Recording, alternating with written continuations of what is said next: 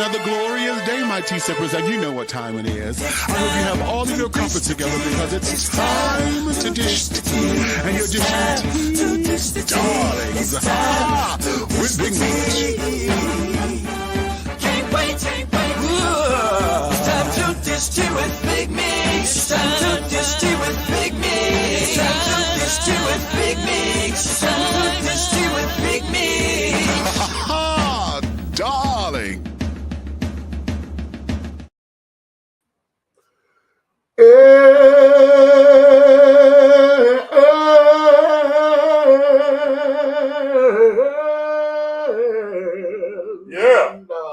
Yeah. Hello. Hello.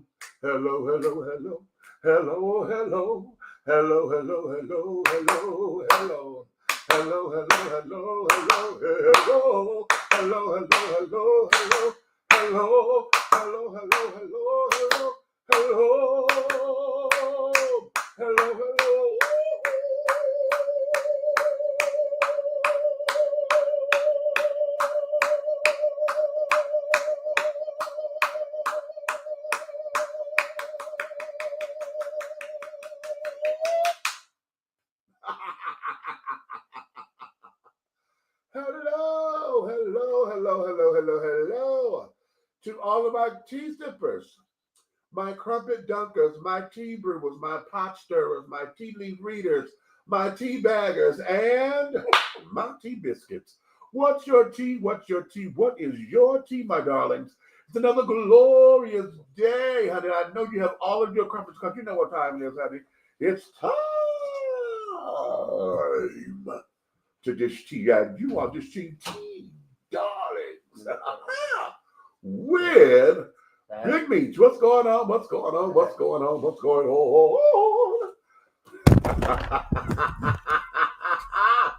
Listen, honey, I know I've been away for a minute, honey. Listen, the donut factory had me all discombobulated and things.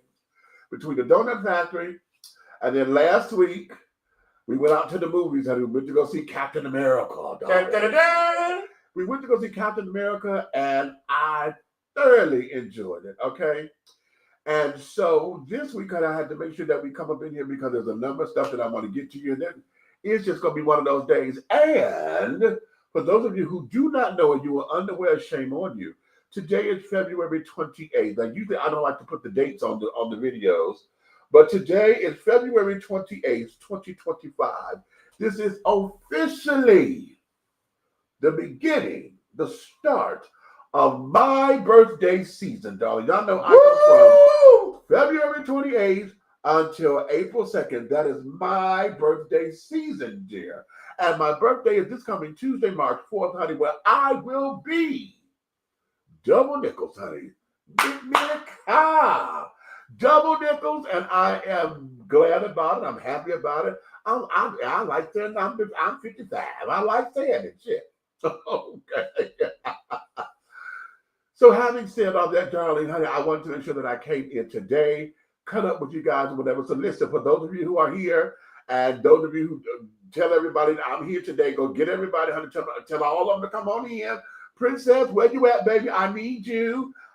Nikki, I know you listen so damn well, honey. I'm going to send you the link. It's the same link. Bring your ass on up in here.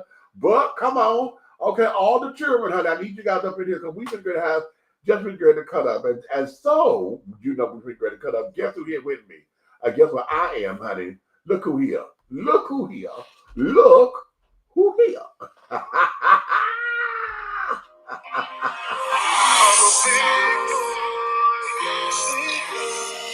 You know what?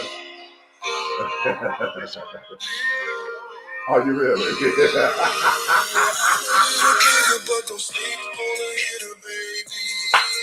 Big boys doing better. Yeah, I'm a little bigger, but don't sleep on a hitter, baby. Big boys doing better. Ladies, let me tell you what's going on. Big guys, in the lead of our home. When we do it, it's so unique. When you grow, girl, I'll be. What's happening? Shout out to Fabian Soul.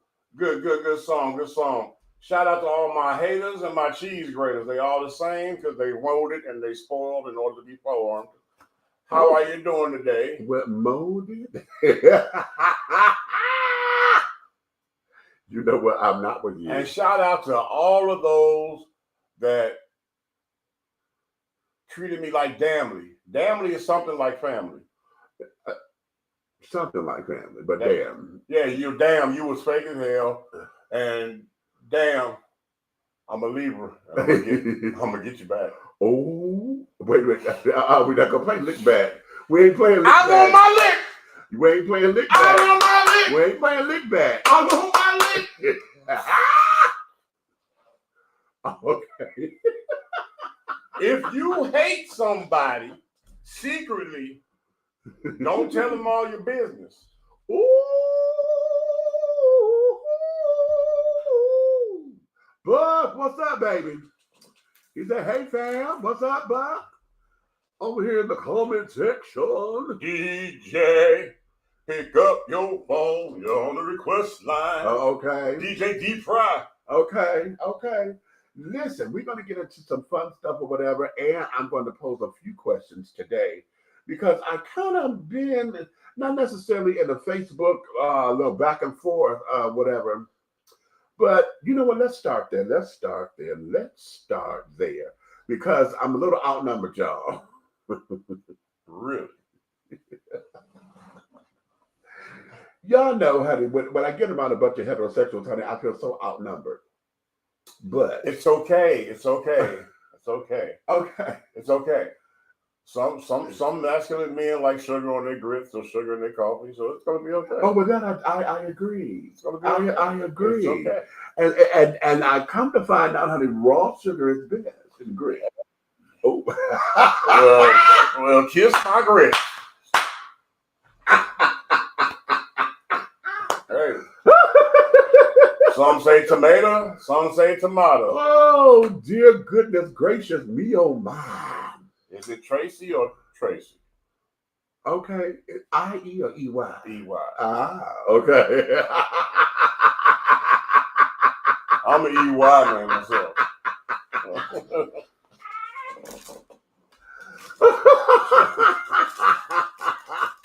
That probably went over a lot of people's heads. That probably went over a whole lot of people's heads. Sad. Oh, dear mercy. Is it like Francis, honey? Is it I-S or E-S, honey? Okay. It all ends in S. Well, and it's a vowel and a consonant, honey. Is it I-S or E-S? It's a gift and a curse. Okay, well, one has a point and one got a loop, honey. Shout out to everybody who gargled this morning. Preparation is everything. Oh, exactly. For real. Okay, for real. Oh, wait a minute. Okay, I'm on the Facebook page and the naughty stuff got to popping up. What got to popping up? Never mind. Okay. Boy? Oh, Lord. Never Somebody mind. acting like their granddaddy. Okay, never you mind, honey. Trust truly and believe. But that's because, all of them Facebook groups and stuff that I'm in, honey, always sending stuff. And they send stuff they just send multiple stuff. So that's like I got all different. It's Friday night. Yeah, it's Friday night. Oh. Okay, but while I'm pulling up this question, let me start here. How many of y'all shopped? Did y'all participate in the blackout today? Did you participate in the blackout? Huh? Now listen, I'm gonna tell y'all what I did. I kept my black ass at home, honey. I was at home. I was going to get up because I wanted to make sure that all of our black-owned businesses in downtown College Park was going to be catered to. I was going. But y'all, listen, I got up and said, you know what, damn this, I am not going to get up this bed just yet. And then I get a phone call, what you doing? I'm resting. Want to go get something to eat? Shit. I'm like, what? Who did that? Huh? Who did that? You did that. Come on, who? Oh, that nigga. So I'm like, okay, well, you know what? Wait a minute. Let me get into it, right? Let me think about it. Let me get into it. Let me see what's up. And so Then I got dressed and et cetera, et cetera.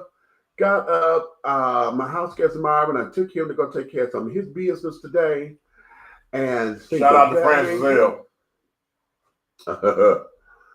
and those particular things.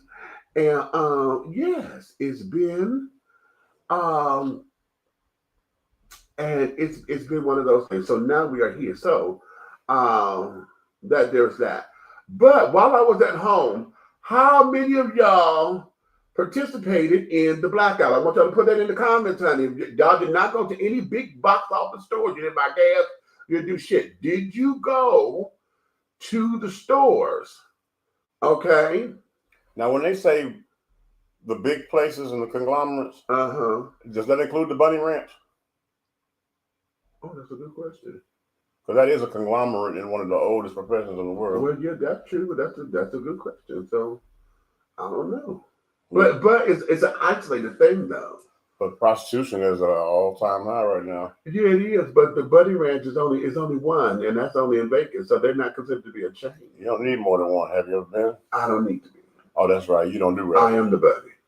Oh. In other news, in today's news, we're going to hop right along.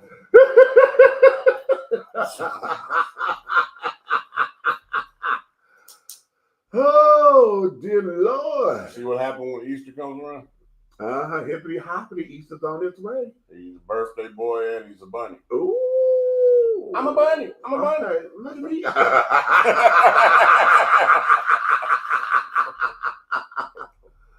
Okay. I'm still trying to get to the day. See, now I want to bring the comments up or whatever. It was a Facebook post that I was responding to. But while I'm still looking for this, how many of y'all are into Beyond the Gates? Huh? I tried to get into it, and I'm going to be honest with you, it is a good watch. It is definitely a good show to watch, but it's one of them shows that I got to watch early in the daytime because it starts to get a little mundane then, you know what I'm saying? It's a soap opera, so yeah.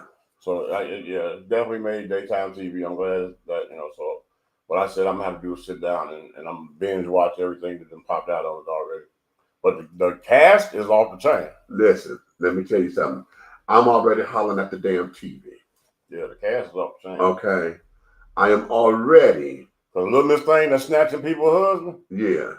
Yes, sir. I need to send it. I need to be her FedEx guy. Okay. Package.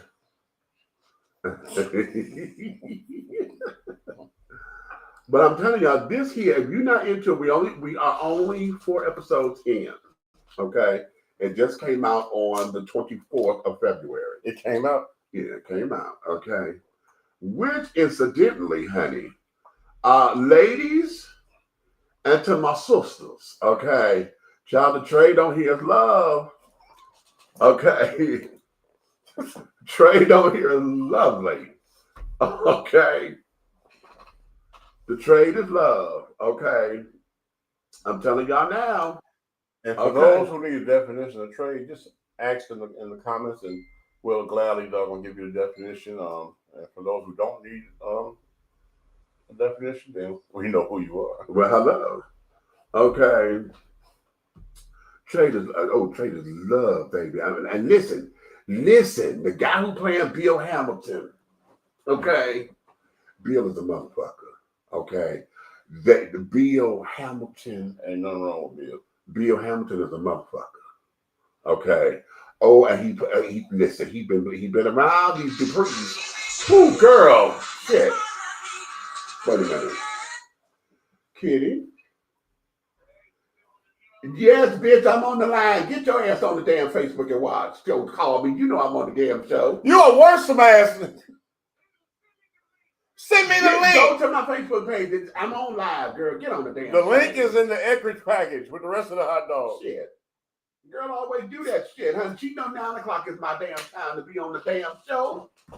You on the show, bitch. And then if I had to put, and see, she one of those girls that'll sit up there and with like a call back to like if I don't call, she'll hang up and call right back, and she know that Yeah. But hold on though. What got me is I could hear through your phone, and all I heard was send me the link, send me the link.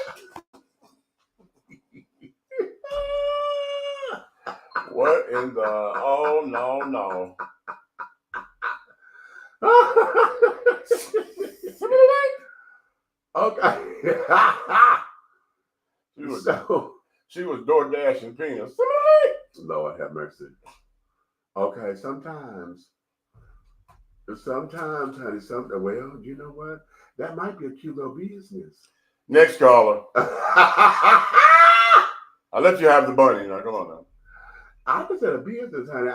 You know what? I am in charge of the girls now. Oh, yes. You are in charge of the Right, girls. honey. That'd be a cute little lucrative business. You're in charge of the girls. Okay, dollar penis. Okay. Door dick. Okay, yeah. Door dick. Dash dick. I don't know. Parking penis. Anyway. Wait. Don't look at me. Don't look at you. Don't look.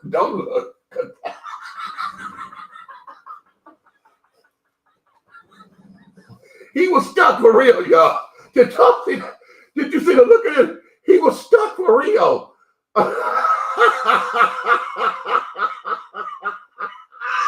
Do you see what I put up? No weapons formed. He went off the camp.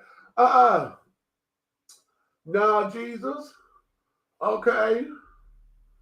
Okay. Okay. Oh, here we go. Okay, wait a minute. This is probably one of the ones. I know he was the guy who responded.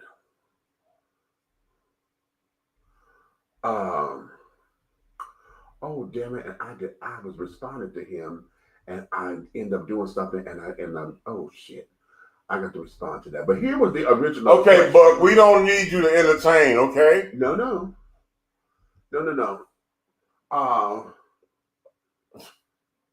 He's entertaining your shenanigans. Here was the question that was posed. And it is men who are heads of the household. All right. Are you a do as I say, not as I do leader? Okay. But are you really the head of the household, or are you just holding that position because you are a heterosexual male or a homosexual male that's playing the top? You know what I'm saying? But usually, now here's the thing. Now this is very seriously.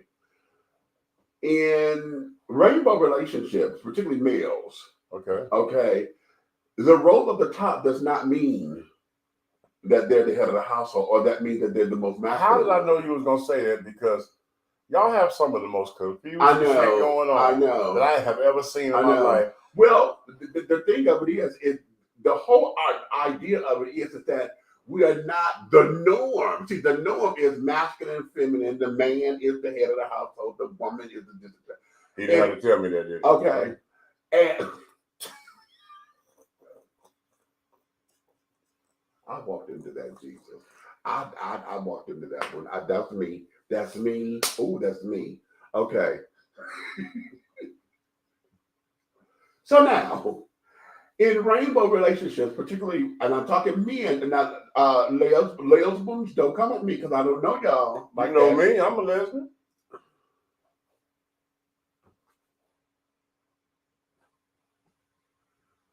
I'm a stud.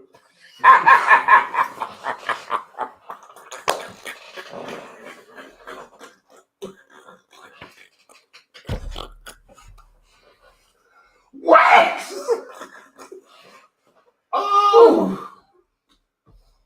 Oh, wait. That went straight to my head. Oh, they're trying to kill me, Jesus. Okay, that went straight. Okay. Back to your Crayola explanation. Right. Okay. The 64 box. Okay. With the sharpener in the back. Right.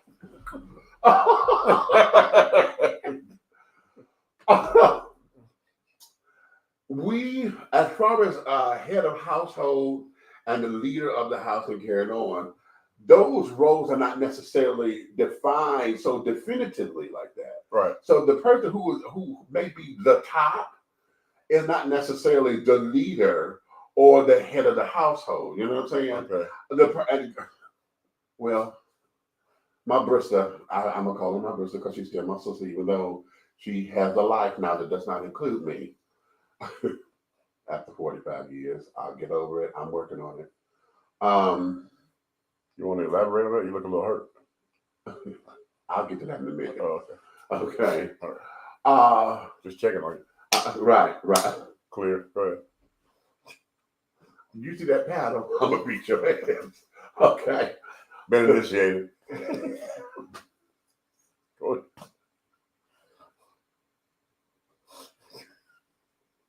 Wait a minute, I can't. I'm not in uniform. Anyway. That part. I'm not in uniform. But in the case of like with my Brista, and when she was married and carried on with her husband, well, now she has a new husband, and let me leave that part alone. He beats her. Go ahead.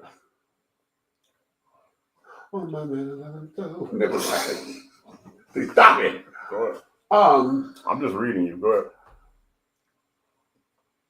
The whole idea when she and Tim were together. Okay. Did you say the whole idea or the whole idea? Both. Okay. Okay.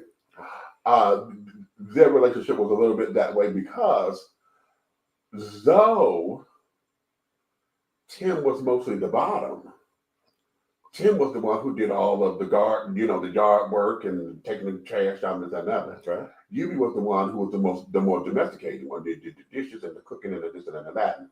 And so the dynamics look funky, because like, Who was the breadwinner? Both of them, they both had good jobs. So they were making the same amount of money. Yeah.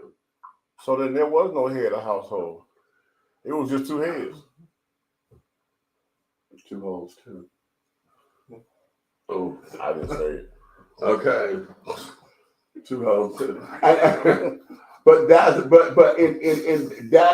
that's part of the dynamics of being in rainbow relationships or whatever, because it doesn't follow traditional traditional standard of head of household and stuff. So what you're saying is, God damn it. There is a destined for having a variety of what position you play in the intimate world or the emotional world of relationals when it comes to the rainbow world. So you have a choice. You might wake up on Monday on top and go to bed Tuesday on the bottom. For those who play that way, yes. So it's like, basically, it's not like I stand this ground, you stand that ground. No, we have that too. You do? We do have that. The more masculine, the more masculine appearing, masculine acting dudes, who claim to be I'm a total top kind of thing. Shout out to Puppy. Only want total bottoms. Okay. Because of that whole machismo thing, I'm not. Shout out to Will Smith, but you know what? Okay, I'm gonna let you have that. I'm not gonna get distracted. Okay, you got it. Okay.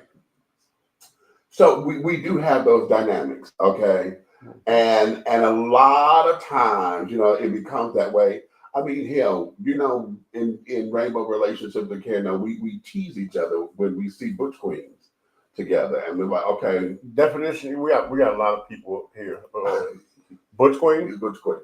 Well, a butch queen, honey, is someone who is very masculine appearing, okay, but very feminine acting. Okay, they love the fact that they're a man. They wear men's clothes and this, that, and the other. They keep their beard and mustache together, but they're girl down, honey. Everything about them is a girl, honey. Everything, they're fabulous with being a girl. Why are you pointing this way? Because you're a butch queen. You damn right, butch.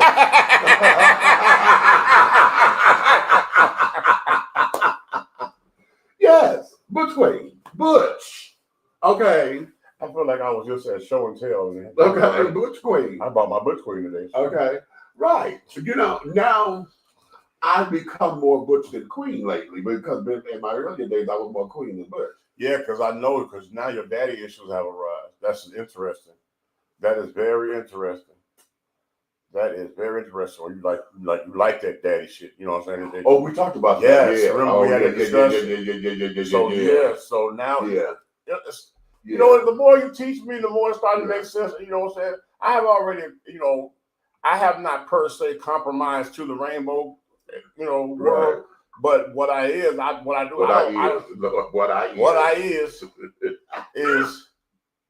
this is where I stand with this. Mm-hmm. That's yours. This is mine. All of this is ours. Mm-hmm. And that's where I stand with it. Okay. You know what I'm saying? Right. Don't hold my god doggone love and going all you can eat seafood. You know what I'm saying? Right. Don't hold that against me when you a folk with a child nigga. You know what I'm saying? Okay. You know what I'm saying? That's all you serve is meat. Pasta. You know what I'm saying? Carbs, darling. Okay. Right. So, okay. You know what I'm saying? I'd be like, hey, man, I'm going to go over here. They got all you can eat, doggone. You know what I'm saying? You know, crab cakes and all that stuff. Right, exactly. And I'd be like, hey, I know you're going to go over there because they're going to keep breaking that meat on your plate. Bird, honey. Bird. All I need is poetry. Tastes like chicken. Okay. Tastes like chicken. I told a young lady that years ago. She was like, "You're right." But anyway, go ahead. Anyway, right. See, we have the same struggles. But okay. I got to here. Okay. But a lot of times, in that whole dynamic of do as I say, not as I do type leadership, this was my response to that question. Okay. Because I said, yes, many, if not most, can be because that's what we've been taught. Men have not had sit-down examples of how to lead, plan, strategize with the family with a partner or helpmeet. I said we have been wired to be a dictatorship within a household versus being a partnership. Many rules are unspoken and most are learned in the streets. That goes against said rules. Those that go against said rules will have their masculinity challenged and are often seen as weak or henpecked, aka pussy whoop, or a mama's boy. True. Okay. Now, I was challenged by that. Okay, I was challenged, and this child's name is King Patterson. Okay, and so he asked me, "Who were you? Who raised you?" Right, and of course it was written. And the way how I took it at first, I was about to, baby, I was pretty good to scream. Because for somebody to ask you a question like that and a response or a reply, it used to be, okay, before I went to the University of Rainbow Coalition, right? And I started to learn about their culture. I, myself, used to see a flamboyant guy walking by, twitching and switching and popping and then doggone 3 rainbows and a snap and all that crazy stuff. And I used to be, and my first response used to be, "Where is your daddy?" Right. You know what I'm saying? So, and after learning where and how and these things come about, I apologize if I would offend anybody, but you know, that was me. This is now. We cool. But look, but at the same time, "Where is your daddy" was a statement of old school where men were more involved with their sons and they instilled that, you know, get your punk ass up, dust it off. Right. You know what I'm saying? Don't be no sissy all your life. Right. You know what I'm saying? You know that. What you mean you quit? You ain't gonna quit. Get up, nigga. You know what I'm saying? I'll bust in your chest. Okay. Right. That was Bullshit. that. Right. Yeah. Right. That was that trying to pour that masculine hoorah into your child with the fear of him coming back and saying, "I don't want to play football, Daddy. I want to be a Mac makeup girl." You know what I'm saying? Oh, even even worse. Right, okay. Wait!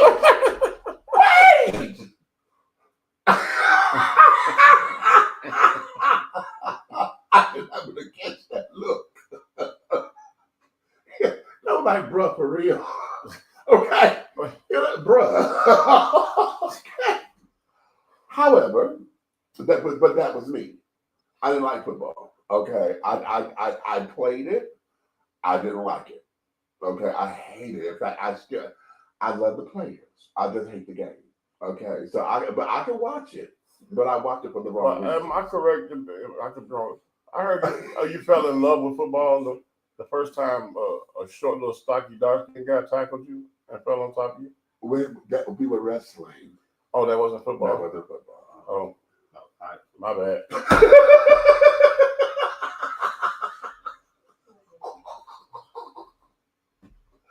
That was wrestling. Oh, okay. However, All right. yeah, okay, but I do like little stocky little things. And I'm glad we're going through this right here because after we do a commercial comeback, I have a serious approach topic to what we're doing. Yeah. The things we're talking about. I do have a serious, so I'm ready for to get into the psyche of everybody's opinions. Uh-huh. You know, the listeners, the watchers, everybody's out there, the people that's trolling. You really need to stay tuned tonight because I got some things that are serious. You know what I'm saying? That I know people think about, but they're scared to talk about. Right.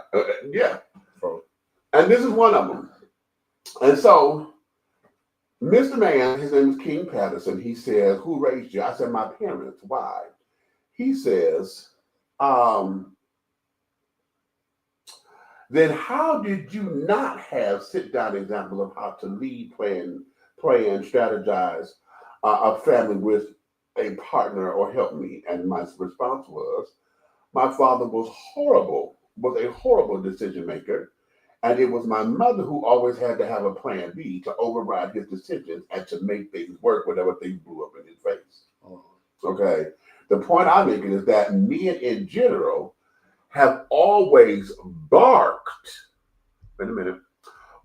orders, and that was the last word. Women have been placed in the do as I say, not as I do background, and to not question the final decision.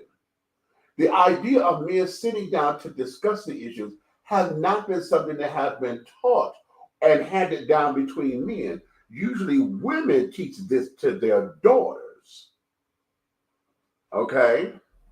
Now, he challenged that. He says, "Oh, your personal experiences. I got it now. You made it sound like it was something general for all or even a majority of men. Most men I know don't have dictators as fathers. They were approachable men who were honest problem solvers who worked hard but also loved their families hard and gave instruction and taught lessons." I said, thank God you had that. Okay. And in the neighborhood, many men like that existed, which is how some young boys got a chance to see a different approach to life. But when the main influence inside the home says otherwise, everything becomes an after-school special or an only on TV kind of experience. My father was one of 10 boys, and all of them were a bit touched when it came to ruling the house. But when you saw my grandfather, you knew why. Strong, charismatic, charming, masculine, and all the things, but they didn't discuss ideas and plans. They barked orders. that's that old school. Okay, right. That's very old school. Because my grandfather, to deliberate on it, and growing up, I would come up the stairs out of my room, go into the kitchen, you know, you want to get some cookies or something, you know. And I'll get cookies, you know, I can do that in the dark. And if I say, well, man, I want me a little cup of milk to go with, so I go to the refrigerator, of course the light come on. Right. And he don't say, "Hey, who that in the kitchen?" You know, you get who's that over the refrigerator door? He go, "Who that in there?" Right. Well, damn, now milk is everywhere. Right. So that scared the shit out you. You know what I'm saying? Right. But at the end of the day, as I think about it, before him, Papa Tom, he had some ways that I heard of growing up. I didn't witness this, but you know, you hear the story sitting around with family. Right. And this was a man, you could tell that it was his way or no way. Because, for example, let's say you and I grew up as brothers, right? Right. During that era, and we go to Papa Tone. He owned a barber shop and a candy store, reputable right in the neighborhood. So we say me and you go up there. We got 2 girls that we want to take to the movie. Right. So we go up there, and we up there talking to Papa Tone. Hey, Papa Tone, girl. You know what I'm saying? Well, you go in there and you introduce them to your little girlfriends. Say your girlfriend is Gladys Knight, and mine is Alicia Keys. Okay. He's going to say to me, hey, boy, how you doing, girl? He's going to be nice to everybody, and he's going to pull me over there. And he's going to give me a $20 bill and say, take that girl up there and have a good time and make sure she do what she wants. Then you're going to be like, Papa Tony, you going to help me out too? And he's going to turn around and give you 5 and tell you, don't you ever bring that little black ass girl here again. Right. Right. And he meant it. Right. Right. So for a lot of years, what you've heard stories from me talking to you, I was wondering where I got that from because it poured into my dad, right? And my dad would only doggone date high yellow women. And then when I got to high school, I didn't want nothing but yellow women. Right. If you wasn't high yellow, long, pretty hair, whatever, I couldn't even see you. You could run, bump dead into me, and I wouldn't even say, I wouldn't even say excuse me, or you say excuse me, or I would keep on going, talking over past you like you was invisible. Exactly. Because I had one follow me around 2 school semesters. Carrying my books and everything, and I always looked it up like, I'm like, that was up, little sis. You know what I'm saying? But come to find out from other people, they were like, she was sick in love with you, like, and you just pat her on the head like a little puppy. Okay. But then when we got older, I learned to appreciate all women of color. Okay. Yeah, I ain't gonna go there because it's kids watching, but yeah. Just know it was an awesome experience once I realized who she was. Wait a minute. We've been missing these comments, and these comments are baby. Hold on, I got to go to these comments because the comments are they're cutting. Hold on. Come on, move, mouse. Come on, baby. Use that one. Okay, yeah. Okay. So, all right, let's see. What did you do? You sure you just hand up everything? I didn't touch it just then. Turn the light up. Turn it on and off. There you go. Oh, there we go. Thank you, Jesus. Okay. Now, what we got? We got Chris up in here. What you say? Hey, Chris, what's going on, baby? What's happening? Over there hubbing. Okay. Oh shit! Wait a minute. I'm moving too quickly. Come on, and do the thing like I say do. You know what? Come on. Do I did it? Nobody buying Coach today. Goldie says it's a holiday. Okay. Yes. Okay. Let's see. Haven't seen it yet. I'll check it soon. Okay. Hey, what's going on, nephew? What's up? Where you been, boy? Young man. Sounded like my mama there. Where you been, boy? Okay. Happy early birthday. Thank you, baby. Okay. Over there, Alphabet Children in the cast. Yes, honey. Yes, they are the Alphabet Children in the cast. Yeah, of course, darling. Of course, we're everywhere. The grandson, Martin, honey. I just don't like the fact that he's in an interracial relationship, honey. I would have loved him to have a black husband. But it's okay. I'm sure it's going to come out because the husband cheating. Okay. Yeah. Hey, Unc, happy early birthday. Thank you, baby. Thank you. Not Uber. Right. Who's on the line? Shut up. Oh, that's this kitty girl, honey. Okay. What about a household of 2 trans people? How does that dynamic work? Now, let me tell you how that kind of works. There's a lot of dolls around there. Exactly.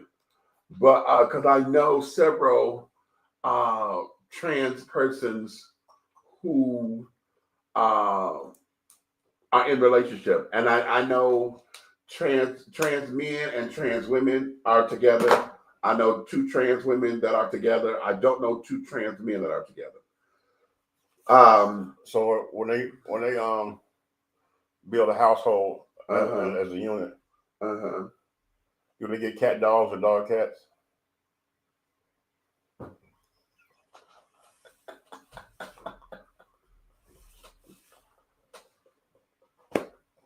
They get called them dads.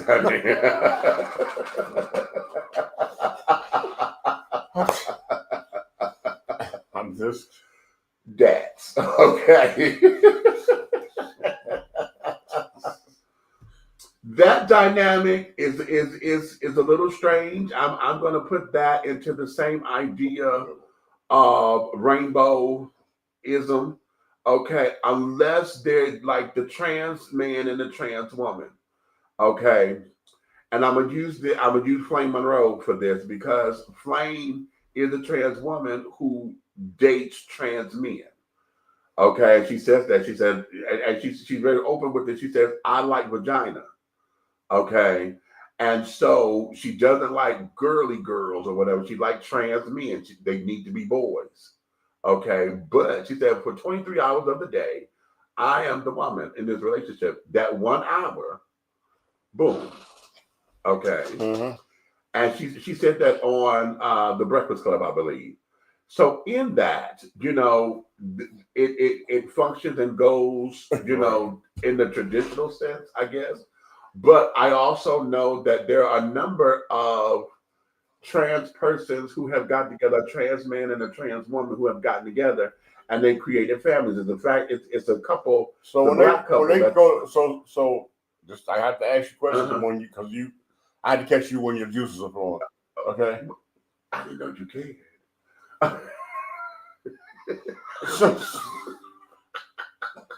So when 2 trans people are getting together trying to have a family, right? Does that make them in transition? Why did I sit up and wait for that? Why do I do this to myself? I said, woo, shit. Why do I do this? Forget this though. It's funny as hell and the game. Right. Okay. All right, next so a lot works in that, and that's just in my limited knowledge. Back to the transition part though, you said family. You was going to the family. Yeah. When they are creating families and carrying on, there's a couple that's on YouTube. If you go look it up, they both transitioned. He transitioned to her, she transitioned to him, and they lived together, and they got married. Okay, they also had children. Okay, stop. Yeah. Oh, that's right, because one of them do got plumbing. Right. One do got plumbing. I get confused, right? Because when the transition going on, right, during the transmission, right, I don't know exactly who fishing, so I was like, damn it, you know what? You know what the problem is? See, this is why he like us to be together. Because, I can't sit up there and I can't put my screen down. I can't black out the damn screen. Okay? I can't throw my towel up and say, I'm not looking at you. I can't do it because we're right here in the same damn room. Okay? But these are legitimate questions. I am appalled that you have a problem with me just trying to be efficient in the Crayola world. No. I don't want to be crossing the rainbow sidewalk and don't speak the language. Oh, he want to get to the pot of gold, honey. Okay. Hell no. But what a lot of that, it becomes traditional play, and then it gets all into that thing because we get our hetero counterparts who always ask, well, if y'all was gonna sleep together anyway, why did y'all go through all this to change and this, that, and other? And a lot of folks believe that the transitioning or changing one's gender or whatever, or gender expression, is all about sex. And it's not. And that's the part that folks can't get around. So the man is like, I really want to be smashing a man, but I don't want to smash a man and have a sword fight. I really want to do what I was ordained to do and plug the woman. So, but the woman got to look like a man. So I feel like I'm with a man, but I'm still with a woman, and that makes it right. Correct? Loosely, yeah. I don't know nothing about her personal habits. Right, loosely. But see here. You say loosely. I'm like, right. I don't know her. A lot of this goes into you so goddamn. Okay. That I was trying to let that go, but it just sat. You don't have to let it go if it's loose. It's gonna fall out.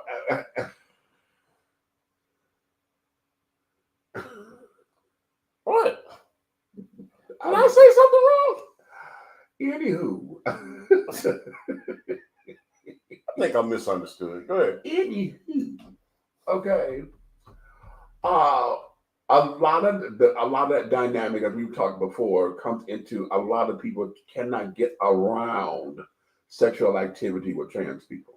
They don't get around all of it. They can't. They don't understand it, and you're not supposed to understand it because it's not your journey. Well, when the sexual intimacy looks like a damn Rubik's Cube, how you supposed to get into it or understand it? What do you mean, look like a Rubik's Cube? It's twisted all over the goddamn place, and nothing is matching up. Not necessarily so. You don't know that because you're not downstairs, are you? No, because I'm scared I might get poked in the eye. You know what I'm saying? I don't know what the hell's down there. Exactly. So that's why you don't fuck with You don't know if you go trans this way, you might trans this way. This one might go upstate, and this one might go downtown. You know what? And now you understand why. Yeah. This is why tops who say they are total top. This is why they only fuck with total bottoms. Okay. For that reason there, I don't know. I don't want you to think that you can do me and this, that, and the other. So it becomes all of that. It's fine. Right. Right. It's fine. Okay. It's fine. It's fine. I go to the fish market. Go ahead. Good. Honey. Oh, they're trying to clean it up. I'm going to get you some trout, though. Huh? Because I'm your brother. I'm going to get you some trout. I got you. No. Yeah. Or some red snapper. I'm going to get you. No, just from the market, honey. No. I'm going to get you some red snapper. He's going to talk to you. No. Yeah. No. Yes. What are we going to talk about? Yes. Pearls. We're going to show you the pearl. Earrings. We're going to show you the pearl. No. Yeah, I'll tell you. Mm-hmm. I got you.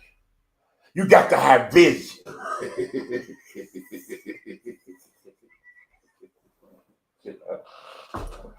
I'm not going to tell you. Okay, don't hurt yourself. Hey, we're going to take Meech to a strip club for his birthday. All right. For what? Huh? For what? We're going to give him some clap dance. I've had one of those before. No, not like this one. No, for what? Huh? For what? Nietzsche. It's only a fish. Out of water. That's going to flop around.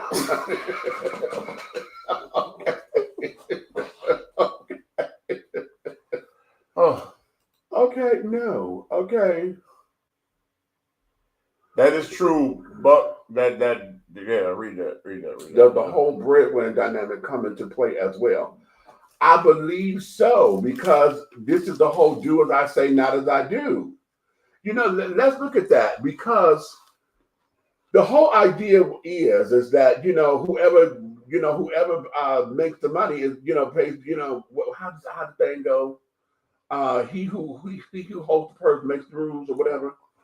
And it becomes that. So a lot of that do as I say, not as I do type of leadership, when the man is barking orders, comes from the fact that, hey, I'm out here busting my ass every day. Oh, I need, I'm coming home. The house is supposed to be clean. It's supposed to be because I made all this money. But the head of house, the head of household, people have always misconstrued that as automatically being the man. Exactly. Okay. Exactly. But peak game.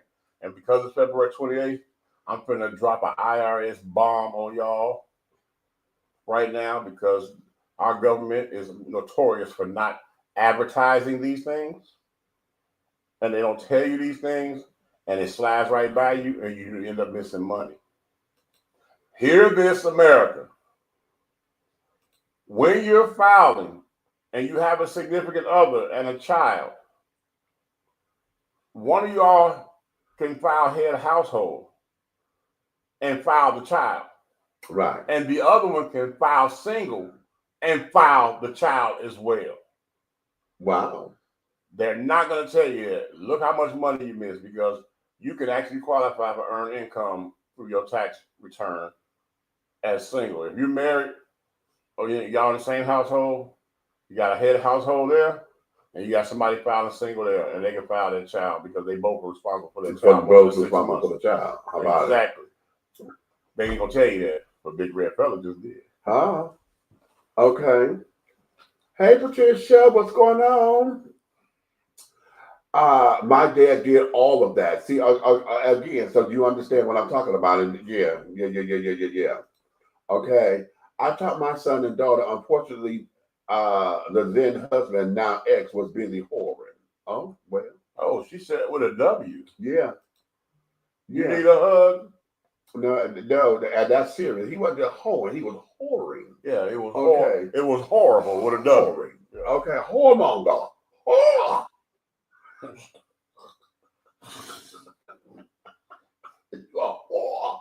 Okay, trifling old. Oh, what was the word back then? Trollop. A trollop. Okay, ooh, a trollop and a skank and a scallywag. Okay, oh my God. A hussy. A hussy. Hey, I've had a few hussies, but yeah. Okay, just a hussy. I like hussies. You ain't got to call them back. Okay, well.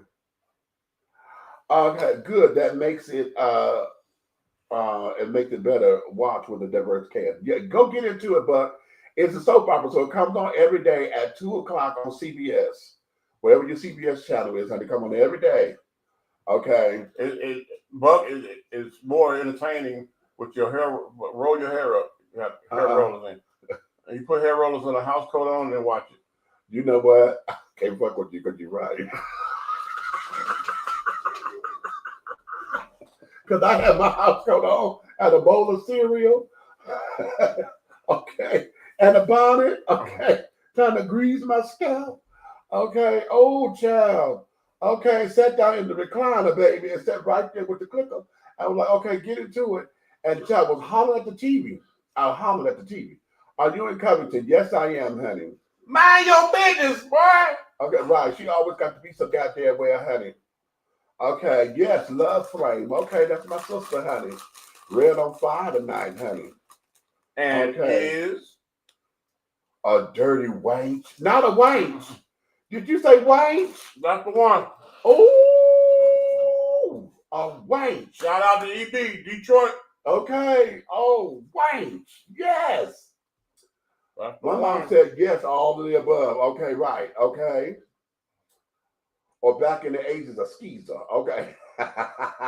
Now, skeezers, I don't know. I used to advocate for skeezers. Uh-huh. I like skeezers. Well, okay. I did. Skeezers were right before they got on drugs and they became scallywags. Well, exactly. Right. Yeah. They were right. Yeah. God bless it. Oh, Lord, honey. Well, trade was just trade, honey, for us. We didn't necessarily classify. They were just trade. It was just trade. You either trade or my husband. Okay. Don't forget the granny style house shoe. Okay, the little slide that you scuff in all the time, honey. You understand. Okay. So that there was the tea with him. Did I read his final response?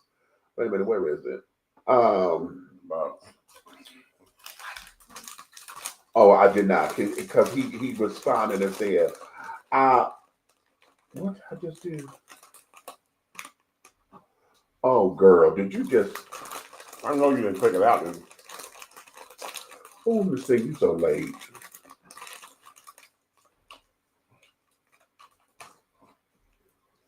You are so late. Late for real. I mean, like late.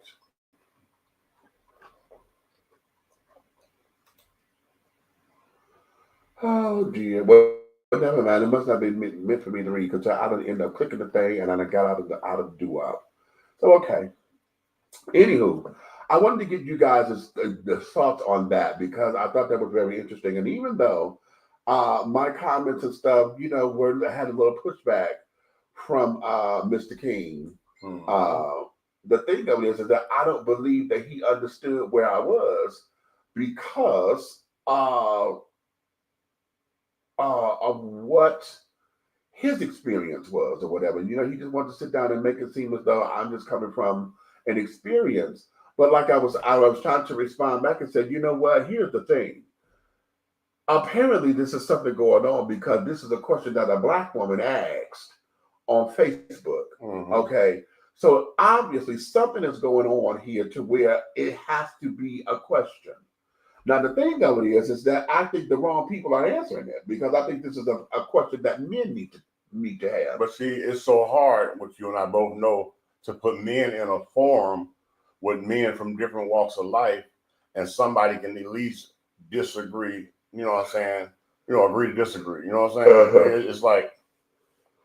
It's like you want to stand your ground on ground that don't need to be represented. That part. You understand? It's not that important. It's not that big. That part. But here's the thing, though. It's not that big and carrying on. But what we have done as men and as males in this world is that the fight for our masculinity is so that way to where this is what we have to do. We are fighting to make sure we're not seen soft, we're not seen arbitrary against what the man code is. This is all of that in one, and it becomes a fight for survival.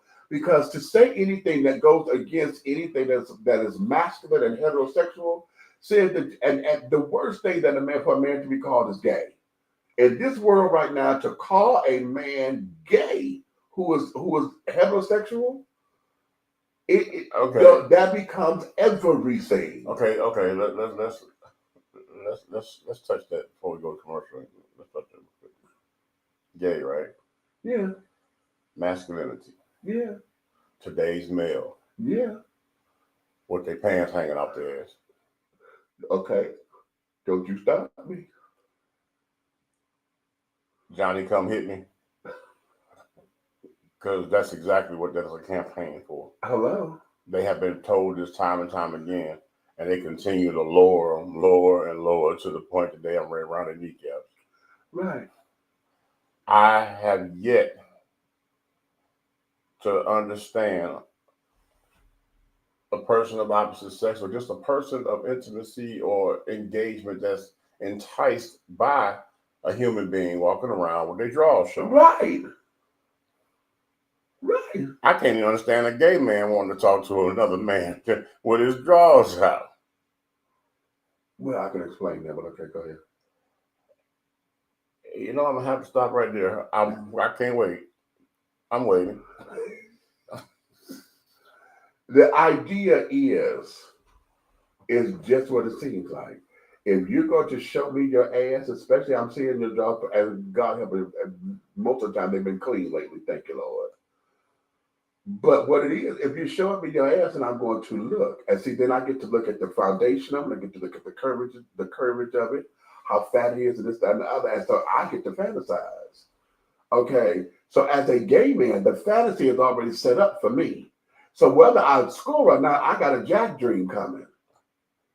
Okay, so I'm there.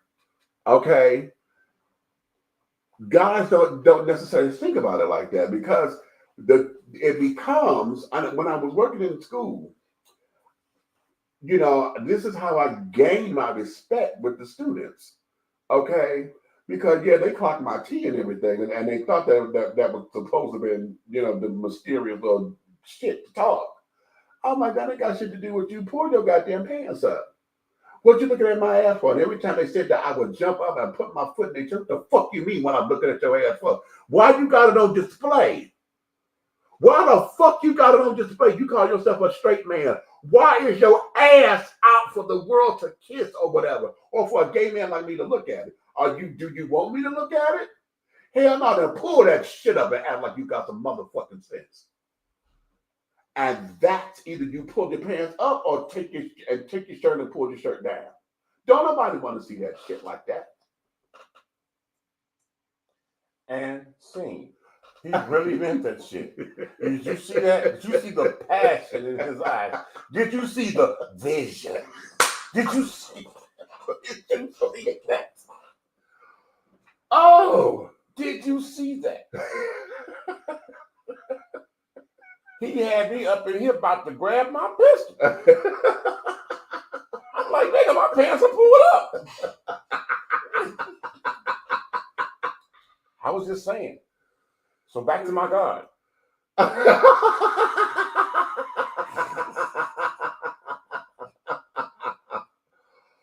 But that's what that is. So, you know, gay men in particular, we don't necessarily, it's a shocker to anybody when you come up with somebody and all of a sudden, you know, well, it just happened to me today. Where were we? Where were we? Because the guy, Obviously somewhere where they showing their butts. no, right. Because the guy, what was that? I was getting in the, I was taking Marvin to the bank and things, and so the guy came. He had got out his car to go in the bank. Okay, and in the front, you know, he doing his little jazz shit, talking to a guy who's boarding the car, this and another. When he turned around to open up the door, why am I noticing that you got on heather gray damn drawers? Because your belt line is right at the top of the cup of the ass, right when you like to slap, is right at the top of it. So I'm saying all of this, and I'm about to get the shape of this ass. He said, you like to slap. He meant him, not me. Okay. All right. Listen to me. I'm using the you and the proverbial, okay. He said pervert. You heard that? You know what? I'm so sick of you. Okay. All right. So that's what that is. It's always a shock to see because nobody is expecting that. Okay. But because I'm attracted to men, it's just like when you as a straight man, you're not expected to see a woman with a low cut cleavage or whatever. But hell, if you're a titty man or whatever, and a bitch come up with her damn titties out, what you gonna do? I don't see it. Lies, garbage, and propaganda. I really don't. I'm happily married. And we're gonna go to commercial on that. You know what? Because we're gonna take our first commercial break right there. Have you tried Big Rob popcorn? It's a wonderful anytime snack that everyone will love. Available in 3 flavors. Grown and sexy, which is the perfect mix of cheddar, cheese, and caramel. Sugar Shack, a fruitful flavored mix of watermelon and apple. So delicious and good. How about spicy butter and white cheddar? Everyone loves it. That's why it's called good. All Big Rob snacks are manufactured in an FDA approved facility and flash sealed for freshness, safety, and worldwide delivery. To order, call or text 937-367-8650. That's 937-367-8650. Or contact Big Rob via Instagram at Hey Big Rob. As the holidays approach, take advantage of the holiday special. Purchase more than 2 bags and receive a free CD. Call or text 937-367-8650 to place your order now. Big Rob popcorn, the perfect snack that you will love. It's so delicious. Be bold, be unique, be the tea with a unique body oil fragrance from the Sensuality Fragrance Collection. The Sensuality Collection embodies a unique array of customized original scents created by Big Meech. Indulge yourself in such fragrances as eye candy, foreplay, anticipation, shower fresh, naked beauty, or pay homage to the motherland and choose an oil from our exclusive Wakanda collection. Over 17 different scents that will tantalize your senses. Order yours today. Log on to www.dishingtea.com for more information. Because remember, it's all about the tea. Sensuality, that is.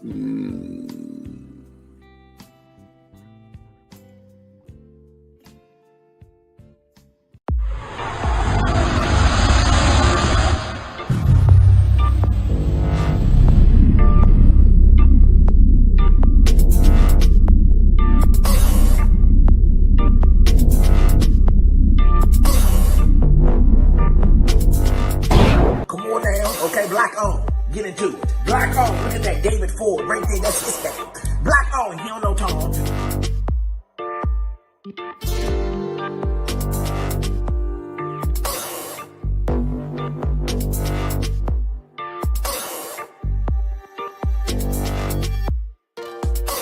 Look at that, David Ford, that's his thing, he don't know Tom. Yeah.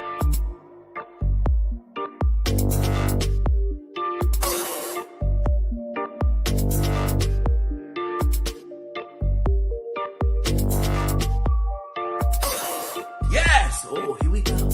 Oh, I can't see the demons. I can't see the demons, but I can see the light. We are creating black luxury across this country.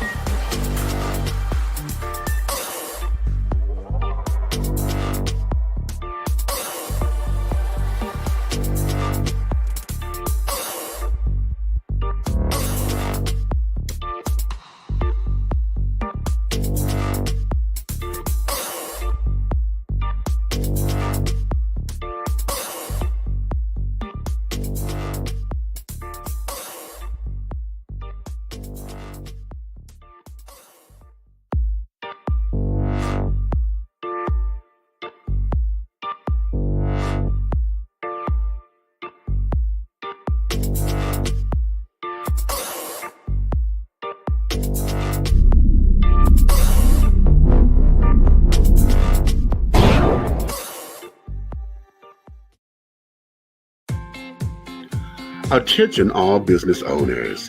Use your advertising dollars here. Looking to reach a more diverse audience for your products and your services? Well, this is the platform for you. Dishing Tea Entertainment welcomes all businesses who wish to expand their brands and looking for clientele that's more than grown and sexy, but also the seasoned and sophisticated. For more information on how this spot can be yours, contact Big Meat at 404-914-5610 or go to our website at www.dishingtea.com. All right. And we are back, my darlings. Let's go to the comments. Okay, let's go to the comments and see what's snapping and happening, honey. Let's see. What we got? Oh my God, I didn't know you were Dishing Tea. Hey, Big Meat. Hey, Red. What's up, more artists? Okay. He said, and insane. Yes, he did. Okay, miss our old school commercial. Oh, yes, I know, Charlie. It's about time I got to put some more together. Yeah, I was supposed to be doing my promo for my birthday season, honey, but I just did not have the strength. Make sure we do Miss Butterworth this time. Miss Butterworth? Yeah. Miss Butterworth, how come you taste so good?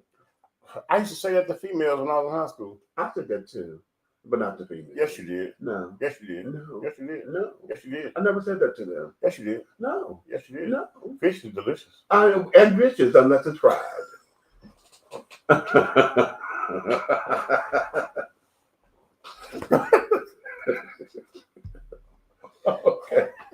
Okay, I'm back. Yes, he was a whoremonger, and that church like he's a saint. Oh, Miss Pat, come on, girl. She said, oh. Demetrius, how is it that you're describing his jaws and ass with vivid detail? Because, darling, that's just how well I was able to see. Honey, listen, I may not eat carrots all the time, honey, and my vision may not be like it was when I was 25, but bitch, I'm 55, can still see very well. Okay? And I know my colors, honey. I'm part of the rainbow community. You know we did with 64 colors. This is how you learn your colors. Well, they say gaydar only increases. Well, that depends. Okay, that depends, honey. Because if you don't use it, honey, you can be a little off kilter. Did he say depends? Yeah. Okay. And this, that, and the other, honey. But no, you learn your colors. You get a box of 64 crayons. And you learn the difference between dark gray, heather gray. Okay, you learn the difference. That granite. Right. Okay, you learn the difference. You learn the difference between indigo and cobalt and navy. You learn the difference in your blues. You learn the difference between all your colors. And you also learn how far to stick the tip in. This is true. Oh, no, this is very true. All very true. Because if you stick it in too far, it'll break.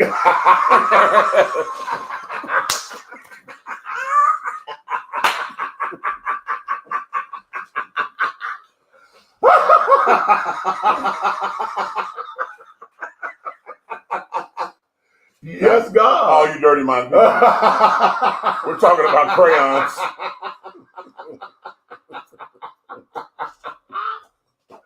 We're talking about crayons. And if you apply too much pressure, honey, yeah, that bitch is gonna snap and get stuck. Okay. Hey, goddammit, what's up? What's up? What's up? Okay. So now, do you want to go next until I go to this other story so we can cackle, or do you want to get serious? Okay, I'm gonna go here. Okay. Let me go here first. All right.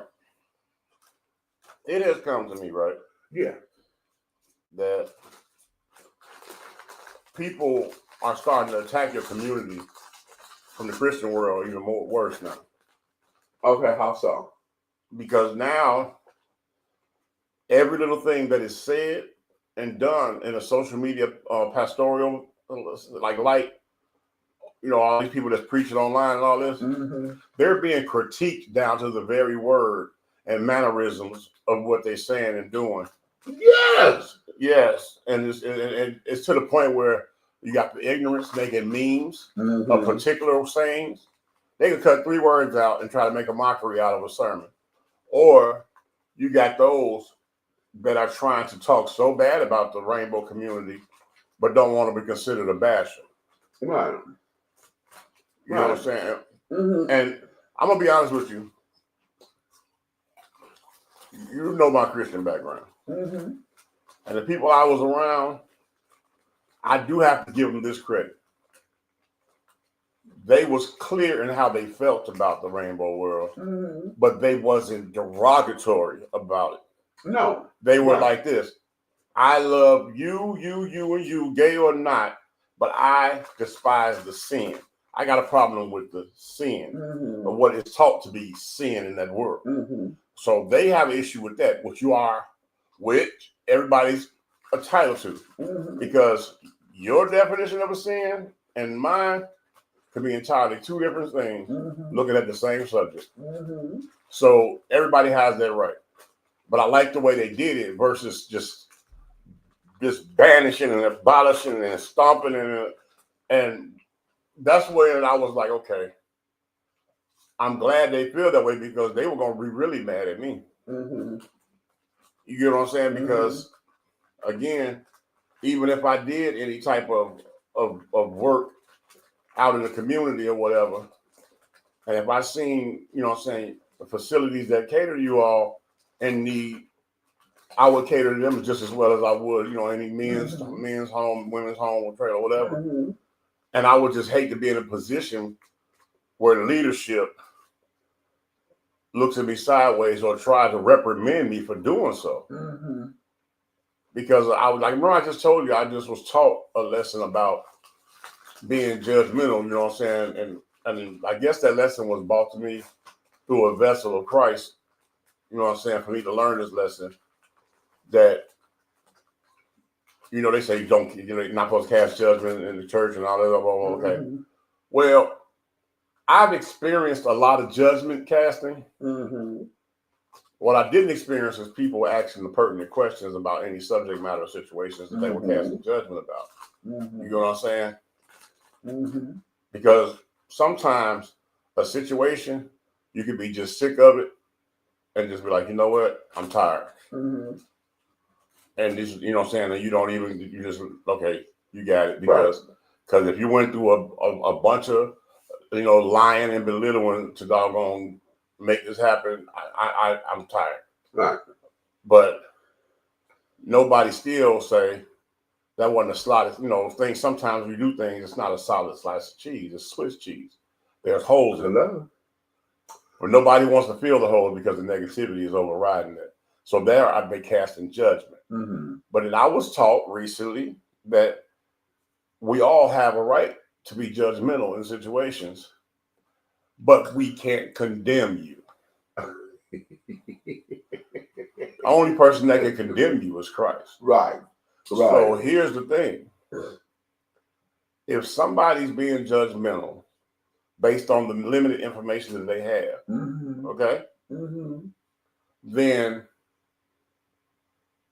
is it not, when you totally turn your back or your loyalty becomes trash, whether it's somebody you thought you was almost so closely related to family-wise, you know, the loyalty becomes just garbage. Like it's like something lower than what you flush down the toilet. Right. You know what I'm saying? Is that not condemning a person? Good question. If you're breaking that person down constantly, okay, you can have a judgment, you know, process of whatever the situation is. But after that point, anything beyond that is condemnation. Right. Let's break that down. Let's do this. Because it's interesting that you go here. Because I don't know if you heard me earlier today. Because I was like, damn, what is going on? I had come across something on YouTube, and there is this trend now of this whole moniker of folks asking why have black men don't like going to church. Okay. And it's becoming this whole big old thing, right? And I'm like, why is this such an important topic all of a sudden, right? And of course, we get the whole big old thing of, you know, don't nobody want to see these damn sissies and gays and the stuff. You know, the flamboyant choir director and all the men don't want to see that.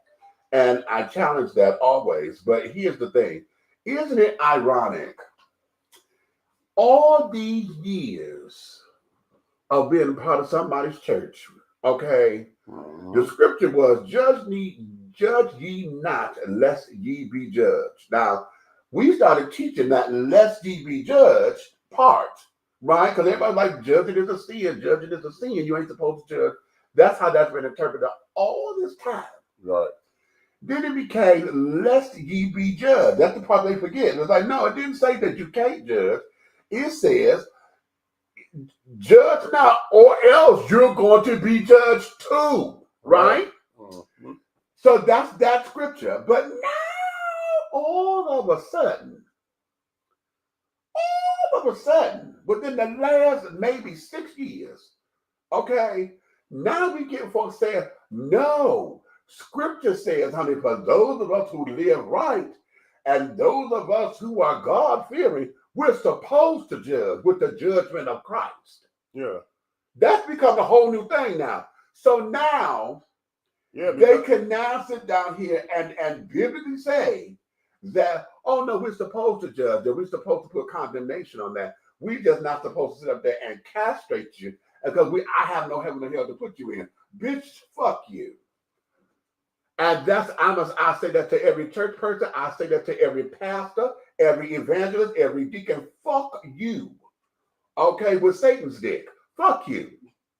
Okay? And yes, I'm passionate about that because miss me with that love the sinner, hate the sin shit. Because damn it, most of y'all don't see me. You only see my sin. You don't know how to separate that because when I come to church, I may be real as Christians, I may be a flamboyant as hell, but you don't know what the fuck it is I do behind closed doors. You only assume. Okay? And as single as I have been, you don't know that me and Miss Rosie Palm, honey, has been wonderful friends. But if I say that to y'all, okay, it's going to be a whole different kind of conversation because you're only assuming. See, you don't know how to separate me from the sin. So, bitch, when you see me, all you see is, hey, Miss Thing. Okay, that's all you see. That's all you interpret. And if a bitch could come there and woo-hoo in the choir to make sure that folks pay their tithes, everything is cool. If I could sit down here and direct this choir like Miss Ricky Dillon, honey, and could sit there and fly around in a robe, so that you can have this award-winning choir that's going to bring in thousands and thousands of dollars, so you can build your church and get the mega church or whatever, so that folks can come in and hear the fabulous choir, then everything is okay. So we are now in this place to where now the irony is they say you're not supposed to, the word doesn't change to this, that, and the other. They say that when we get into these particular kind of conversations or whatever, that nothing has changed and just, but now all of a sudden we got new things that are evolving out of the same book that you said your great grandmama, that same big ass book that's been on the coffee table, open to Psalm 23. Now all of a sudden we got new direction in the book, okay, that nobody has ever heard of, but it's in there, but it never been interpreted that way until just recently. But how come those scriptures can be interpreted that way? But yet I tell you that God loves me, and the scripture said that whosoever will, let them come. My name is motherfucker whosoever, but because I got a switch in my walk and I can pop my fingers the way that I do, you tell me I'm wrong. And I'm still wrong because I don't have this masculine thing, or because I'm not sexually attracted to a woman to please you. Okay, I know, or you want to sit there and say two men can't have no baby. Well, damn it, I know men and women who can't have no motherfucking babies. I know women who are barren. I know men who shoot blanks. Now hold on. You're touching on sexual attraction in the homosexual world, dealing with Christianity, right? Right. But even if there was sexual attraction in the heterosexual world, that's still fornication. Yes. Yes. Because you're not supposed to be having those thoughts of passion and intimacy about nothing that's other than your wife. But wait, that's in the Bible. I know, but hold on. Because y'all got an escape. Y'all have an escape. And that scripture says, let not the wedding bed be defiled. So that means whatever the couple decide that's going to go on in that room, that's their marriage. So y'all got an out clause. Exactly. Okay. I don't. See, I'm supposed to just burn in my lust because I'm supposed to get married. But if I get married to this man, honey, I'm just sinning all day. Didn't you say it's better to get, the scripture says it's better to get married than to sit up there and go sin and carrying on. So I got married to the man. But now y'all say marriage ain't defined by that. Okay? So it becomes this whole big old to-do. And it all goes back down to what I say constantly. Spirituality and belief in what you believe, that is all subjective because everybody believes 100% differently. And you got to be able to separate it because you already know the trilogy, the Son, the Father, the Holy Spirit. Right. Okay, but you got to remember, everything is based off a trilogy when it comes to belief. Right. Because you have religion, right? You have Christianity. You get it? Yeah, I got it. I'm right there. And then you have spirituality. And then you have spirituality. Come on. So there are your three right there, right? Now, if everybody walked the same walk, they would be three and one and the same, just as the doggone Son, the Father, and the Holy Spirit. Boom. But they're not, because you got people that are religious, and you got people that practice Christianity. All right? Because to me, personally, in a perfect world, there should never be multiple denominations of a Christian church. But that's just my thoughts. I'm entitled to my thoughts. But what I don't understand is you teach me one way and do me another. Which is why when I found my church, Unity Fellowship Church Movement, when I found, I was there for 13 years. Okay. And for those of y'all who are unaware of Unity Fellowship Church Movement, it's a denomination. It is on the idea of liberation theology, or what Bishop Carlton Pearson called the ministry of inclusion. Okay. And basically we called it the gay church. Okay, because mostly all of the pastors of all of the Unity Fellowship Church churches across the country were LGBT. Okay, they were rainbow. And at one point, I can't say that now, at one point in time, all of our pastors were HIV positive. Okay, that's changed over the time. But at one point, all of the pastors were HIV positive. And the reason for that was because the church was started from an HIV movement. Okay, Carl Bean, the same, I'm gay and born that way, Carl Bean. When he started the church, he told, when I interviewed him, he said that song was the start of Unity Fellowship Church movement. I didn't know it at the time. Okay, he said, but then when he did Minority AIDS project out of California, and how blacks were not getting the medicine when the HIV/AIDS crisis started, that's what came. And because the church was throwing these folks out, this is how Unity Fellowship Church movement came into existence. So the thing became, now the pastors and carrying on were part of the movement, dealing with the struggle. This is how the ministry came about. I came to them because I heard about the gay church. And I'm going to tell you, when I first heard about it, I went in with the idea of, I'm not going to nobody's church and telling me it's okay to go hang out at the club. Okay. Now she stopped. Right there. Here it is. You're okay. And I want everybody to listen to this clearly. You're a gay man. Yeah. That wants to study your walk with Christ. Right. Or build some reputation with Christ. Because everybody's relationship with Christ is relational, meaning it is theirs and theirs alone. Right. It is not everybody's doggone relationship. Exactly. It is your relationship. Exactly. So at the same time, what I'm trying to get people to see is like you wanted to build a personal, intimate relationship with Christ yourself. You wanted to follow the word, do his will, you know what I'm saying, in the way that you interpreted the Bible to be. But yet and still, you weren't allowed to do that. Right. Because there's guidelines right. for a gay man in the Christian world. Boom. Boom. Long as I'm quiet. See, they want us to be quiet. They want us to come in and not talk about it. You know, I told you before, when I was a Sunday school teacher, and in young adult Bible, Shirley, my overseer, she would over the young adults and carrying on. She'd always come to me. She said, she said, don't talk with your hands like that. I said, what? She said, that don't look. She said, don't do your hands like that when you're talking. Men don't talk like that. I said, well, this one does.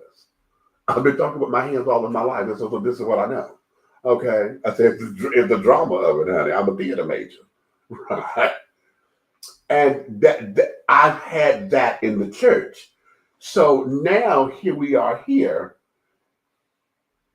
finding out about them, and I did not want to be told it was okay to go to the clubs or whatever, because in my head. But that's what I was trying to make, that you were looking for one way, and here it is, you have the morals to not want to be in the club. Right. But right. you're still a gay man seeking Christ. Right. This is what I'm talking about right here, where you have the morals of a straight man seeking Christ when it comes to your spirituality. Because spirituality is based on how I want to live my life. I know that in the rainbow world, the culture itself is demonized. So you know, we partying, we drugging, it's all the debauchery and carrying on that folks tend to cast in the sin pool. And when I heard about a gay church, I was raised Baptist in Canada, so I had a lot of old teaching up in me, you know. And I told you, my girlfriend Carla, she wore me out with this. When she said this to me, child, one thing I can't stand is a sanctified sissy. Right? And I'm sorry. I'm so sorry, but look. Oh, she said, I can't stand that, honey. A sanctified sis. The point I'm trying to make, we're not gonna hover on this, Right. because there's so many different ways of opinions when it comes to this. I just wanted to be clear that if you can tolerate anything, Right. then why choose one thing to not tolerate? Dig it. Right. Got it. Exactly. Exactly. Because that's not unconditional love. Exactly. That's not unconditional. Okay, so again, like I said, and I just said this, speaking to somebody that I hold dear to my heart, that men themselves, you know what I'm saying, they love unconditionally in relationships in the world, whatever type of relationship, whether it's seeking Christ or whatever. When they decide to go all in, they go all in. Right. They might not go all in the way you go in. Exactly. They might not walk down the street standing with signs screaming hallelujah. They might not be sitting all over the place and doing all this and doing everything you do. But who are you to say that they're not studying? You can't see through the walls of their home. Who are you to say that they have not totally been broken down and put back together in Christ? Right. When they've had nothing but time alone with Christ. Exactly. To spend, you know what I'm saying, to have that intimate relationship rebuild, because we all are sinners. Right. In some type of way, we all are sinners. But what I have learned over the last 3 months or so, Yeah. that God of ours will never leave you no matter what you have done. Well. So that's why I refuse to accept the opinionated ideas and the snobby noses and the mistreatment or misrepresentation of people of this world. Okay. You are not God. Okay. There's only one God in heaven. Okay. And as long as I got Christ to convey my heart and mind to him, then that's all that matters. Your opinions don't matter.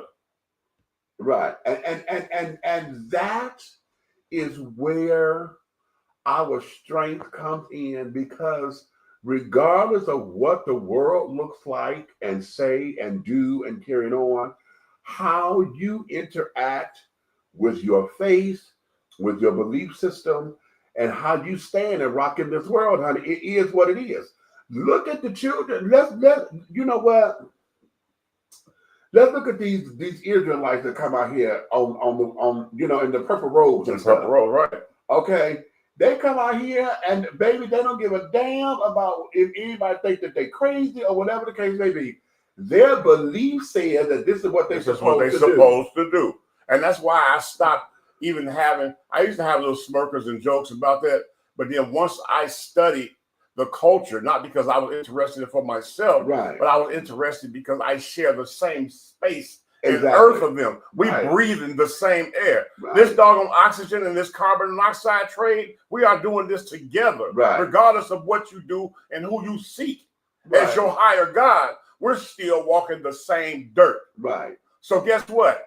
If I'm following this and I'm a true Christian, I have to love you just as well, because that's the agape love that Christ taught us. Boom.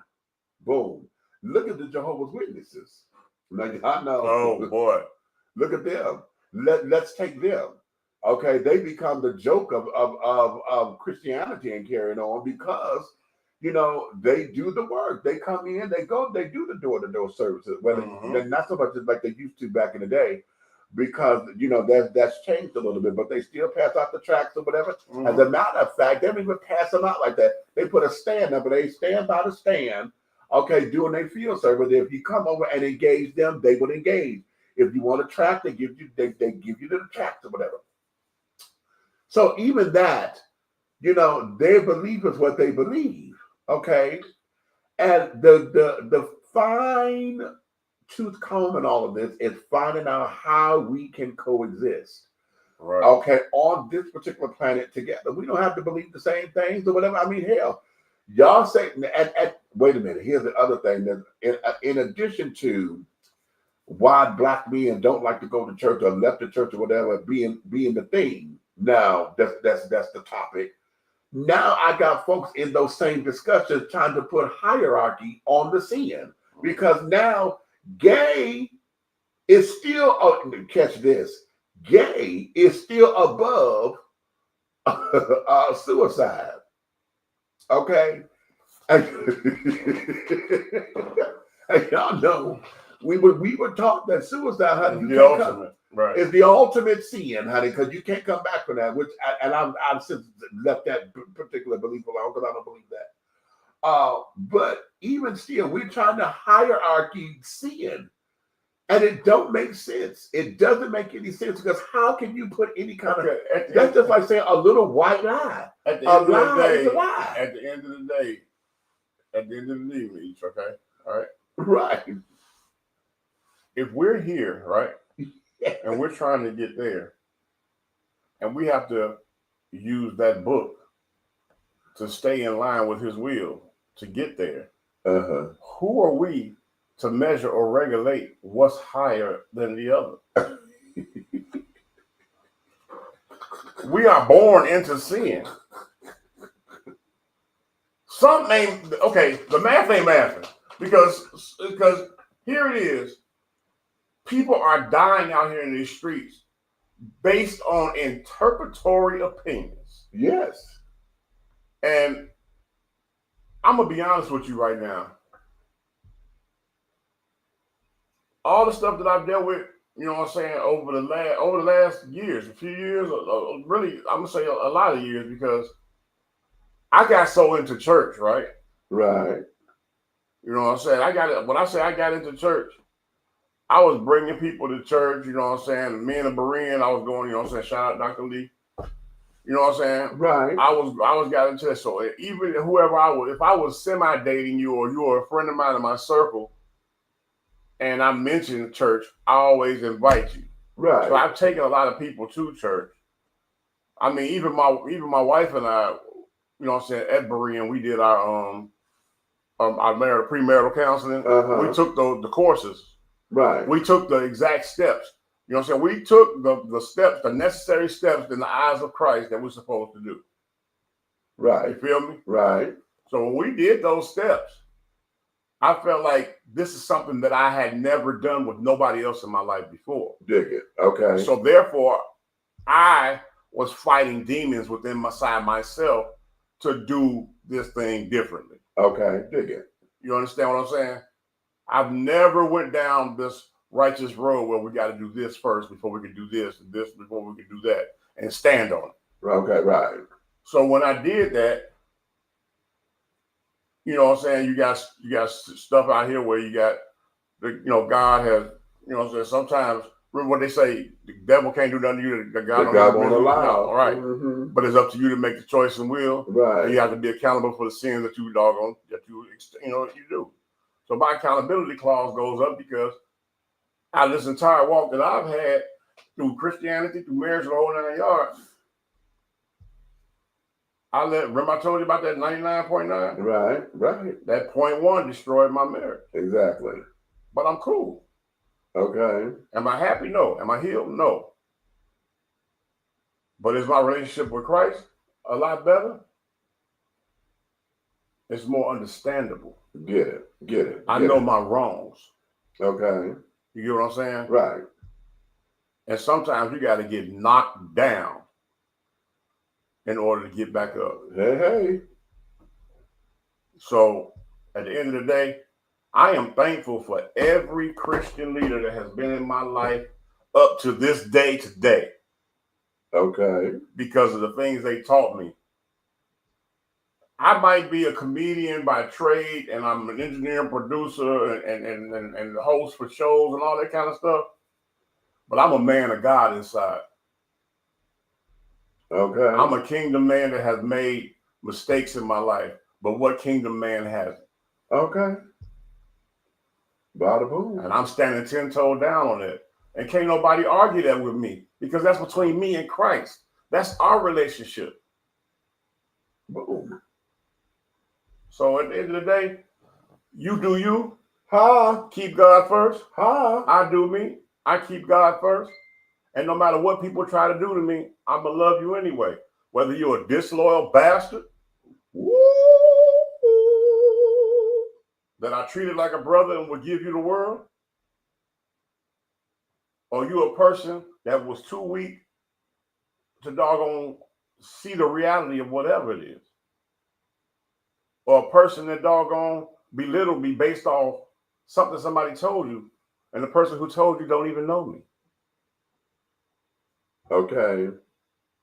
And that's our community, listening to people that we don't even know, that don't know the people they're talking about. Okay. So at the end of the day, I'm going to drop the mic on that. So again, call me what you want to. You can tell me go to hell, but I bet you beat me there. Ooh. But tell you something. You know, my mother told me that my grandfather said this to somebody. And I never met my grandfather. He died when my mother was 13. But somebody said to my grandfather, man, go to hell. He said, you should never give somebody an invitation to your home and you're not going to be there. Right. When you ain't home, honey, woo. That's funny. But I have to, you know what? Regardless of the paths and the directions that things, I don't agree with the way things went, or the path that was taken, I still have to give Christ where they credit of what they taught me. Right. You know what I'm saying? Everybody makes decisions based on what they got going on personally inside themselves. But at the end of the day, on top of what Dr. Lee taught me, on top of what my grandmother poured into me my whole life, I wasn't new to this. I was true to this. I always kept returning to the church. So for those that was treating me like I'd never seen a Bible in my life, you know how I feel about you. Well, you know what I'm saying? Don't make the questions, ask the questions. So at the end of the day, I still have to say, I thank you for that. And for those that have even reached out to me on this day from that organization, I love them dearly. Thank you. I appreciate it. But what it is you was the building block in my University of Christ. All right, for the building block. Okay. All right. Let's see. I want to go here because I was putting up the comments, you know, up in here so that we can. So I want everybody to see that. Know that. Auntie Nikki, through the hard way. Okay, yeah, Auntie Nikki is up in here. She said she's sick, y'all, but she here. She in these comments, honey, doing her thing. Okay. Martin says we are good enough and we fill that basket with those bennies. We can be the deacons in the church. Just don't mention the pastor's son giving head in the bathroom. Not in my backyard. You know what? Wait a minute. Oh no, I ain't gonna do that. I ain't gonna do that. I'll finish sharing stool. No, let him have it. Let him have it. Let him have it. Let him have it. Let him have it. That was a mic drop. Let him have it.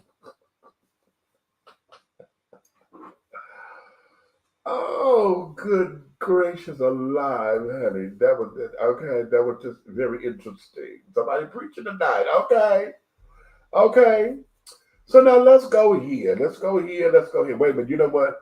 Hold up. Because I'm really going to play. I got to share the screen, honey. But I want y'all to see something because, baby, we really going to get into this. And, yeah. So hold on. I'm going to go do just a slight little do with a ditty, honey. Don't go nowhere. If you do, come right back, honey. Go get you something to drink. Okay, you got to take a little bathroom break, honey. Go pee. Because the band got to pee. Okay. Hey, if you sprinkle when you tinkle, be a sweetie and wipe the seedy.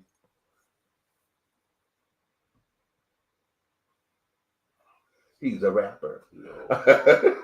Bars. Oh, you know what? Now, damn that, honey. We're going to go out like this because after that mic drop, boom.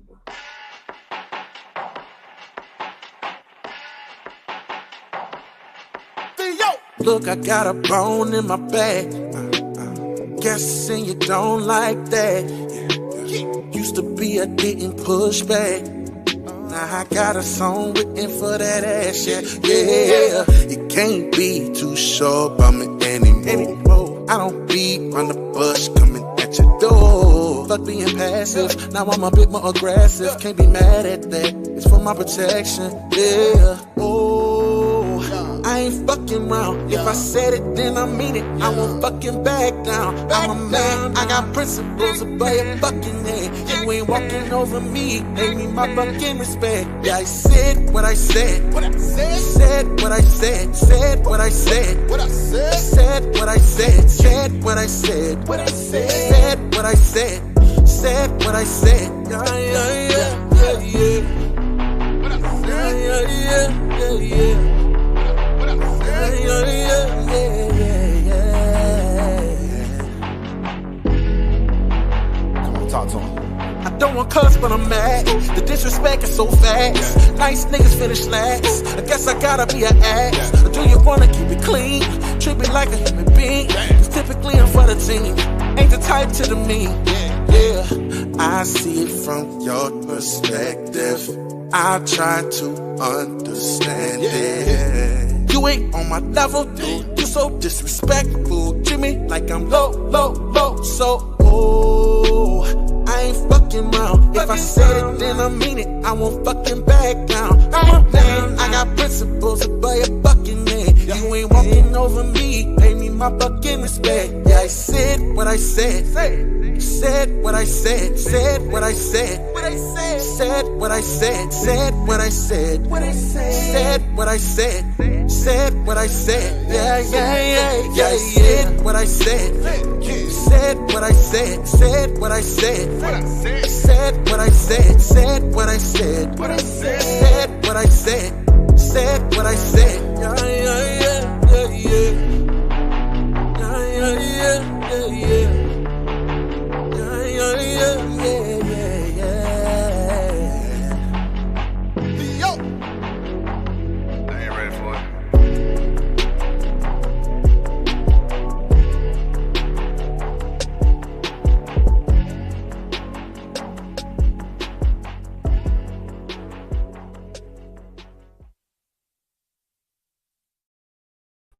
Okay, y'all. Shout out to my nephew right there. Okay, who is CEO? Okay. I said what I said. Baby. Said what I said. We're going to get early birthday shout outs to him as well because his birthday, I think, is the 6th, March 6th. We're around the same time or whatever. So, yeah, Pisces power, baby. Pisces power. Hey, I need everybody to show up in Atlanta. All right. Next Sunday, meet me at the Chick-fil-A downtown Atlanta. We're throwing a birthday party for me. Sunday evening at Chick-fil-A. Make sure you're there. Okay, this is news to me, honey. Oh, they closed on Sunday. Right. I doubt they don't eat there. They closed on Sunday. That's all right. Okay, just bring some bird, honey. Just bring the bird. Okay. Just bring the bird, baby. Anywho, okay. Listen. Hey, this is a nice hat. And it got B for bird. That B can stand for a lot. This hat got history. Okay, I'm sure it does. Okay. Listen, let's go Big ahead. mouth. Oh, that works. Butter tongue. That works too. Butt face. Yes, that works. Butt fink. I don't know about that one. How about boy? Because men don't do certain things. Okay. All right. Yeah. Yeah. Big boy. Yeah. Right. Okay, I got that. Okay. Big boy pride. Thank you. BBP. Let me go here because I'm going to make y'all upset, honey. I know this is going to piss y'all off. Well, if he going to make us upset, I'm going to set up. Okay. This is going to piss y'all off in some way because I really think that this is a farce, but it done went around. He said farce. And yeah, child, I'm telling y'all, let's go here. Okay, wait a minute. I gotta put the sound on. I got where's my sound? Where's my sound? Wait a minute. There we go. Right here. They have cut my food stamps from almost $4,000 a month down to $88 a month. They are telling me if I want a review that I have to sell my car. So you're telling me if you were on welfare, food stamps, cash assistance, Section 8, you can't drive a nice car? They are forcing me to sell my brand new BMW, or I lose almost $4,000 in food stamps. Not only that, they have taken my cash assistance totally away. They are telling me that Section 8 will no longer be paying 95% of my rent, only 10% of my rent. So I will have to pay a little over $400 a month now instead of $60 a month. They cannot. Oh, it looks like the Doge got you too, boo. I'm gonna replay that because I got to hear that from the beginning. I got a DHS letter in the mail this morning, and I just now opened it. And somebody reported me to the state of Michigan because I'm making money on TikTok, and I drive a 2024 BMW. They have cut my food stamps from almost $4,000 a month down to $88 a month. They are telling me if I want a review that I have to sell my car. So you're telling me if you were on welfare, food stamps, cash assistance, Section 8, you can't drive a nice car?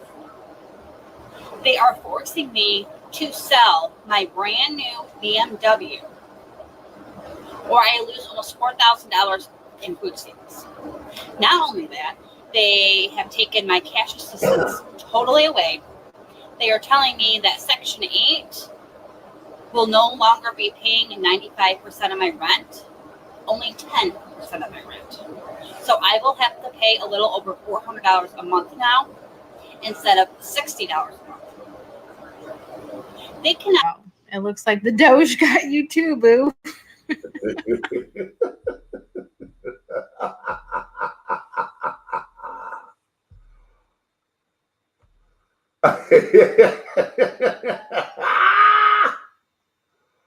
Okay, children. Okay, I want y'all to put your thoughts up here in the comments. Go ahead. Load them down. Well, load them down. Meech, I'm gonna have to tell you this. Huh? Yeah. Where in the hell? She said Michigan. Michigan. Yeah, so that makes sense. $4,000 in stamps. Because a lot of people ran to Michigan and Minnesota and all them places up in that little corner because they were stacking you up on the stamps and giving you assistance and all that. I remember that. So, and I don't know what county she's in because it's also dependent on your county. Because I know when back home, when I lived in Wayne County got X amount of dollars for a single person. When I lived in Allegan County, honey, Allegan County got almost double. Okay, we almost got double than what Wayne County was getting. Do you remember? I'm gonna tell you where. See how she's complaining what happened? Yeah, because she's an influencer on TikTok. Whatever. You remember when TikTok shut down and then rebooted? Right. That was them tapping in and they collecting the information. Of course. Because I mean, you got to know it was coming when they seen people becoming millionaires off of TikTok. And you got to know it was coming because you seen people creating their own companies, putting them in a doggone comfortable space to live off of Lyft and Uber Eats and all that. Yes. Because when they came, I think we was doing a show when they dropped that Lyft drivers now, as soon as you make $400, you have to claim it on taxes. Yeah. At first they wasn't even paying you no attention or whatever. You're just doing your thing or whatever, on 1099. So Then all of a sudden now, as soon as you make $400, you got to claim taxes on it. Uh-huh. This country right here don't want you to have Nothing. Not a damn thing. I keep telling, every time we start talking about taxes and things, I want you guys to go and remember all of the Woody Woodpeckers and the Bugs Bunnies and this, that, and the other. Whenever somebody made an abundance of money, they had all the coins, and then the tax man would come and snatch everything and give you one coin. That was a message. That was a message. As a child, that was a message. You going hee ha ha? He took all his money? No. The tax man came and snatched everything and gave him one coin. Okay, like that part is yours. And here we are now. For those who are on TikTok, those who do OnlyFans and Just for Fans and all of the particular pages and things of that nature. OnlyFans, what's that? OnlyFans is a website. It's known for its porn, for the amateur porn star or whatever, honey. Porn, amateur.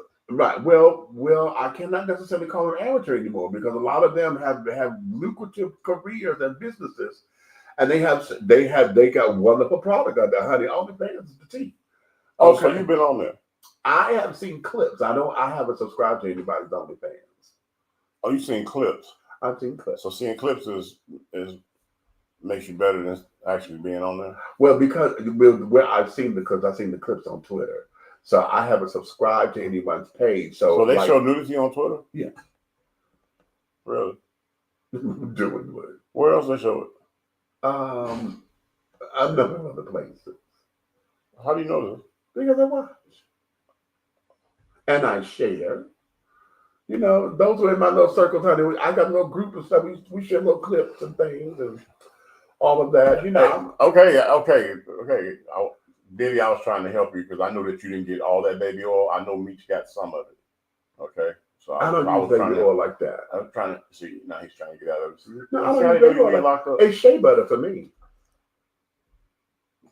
Oh. Right. He cornered the market on the oil. Oh, so he hit it from the motherland with the other hand. Okay. You understand? Right, I get it. Watusi and honey. Yes. You understand. Hey, go put my shea butter up.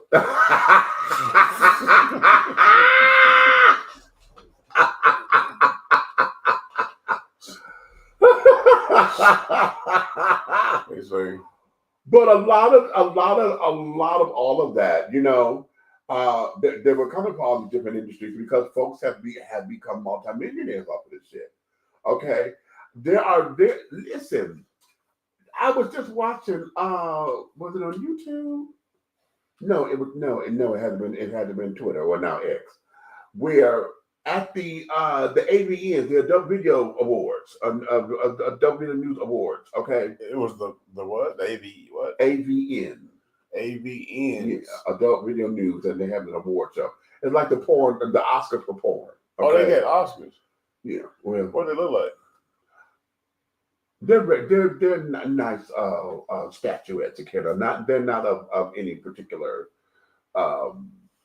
What, like the golden eggplant or something? What? No. That's cute though. Well, that'd be real cute, but no, it's not like your dresser. No, just to have an awards program, honey. I don't necessarily need one. Honey. I don't need an awards for it. I do. I want a golden peach.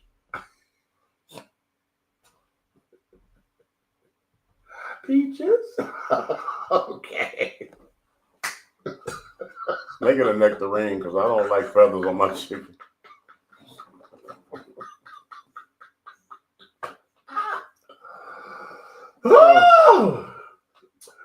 Oh, Lord. Okay.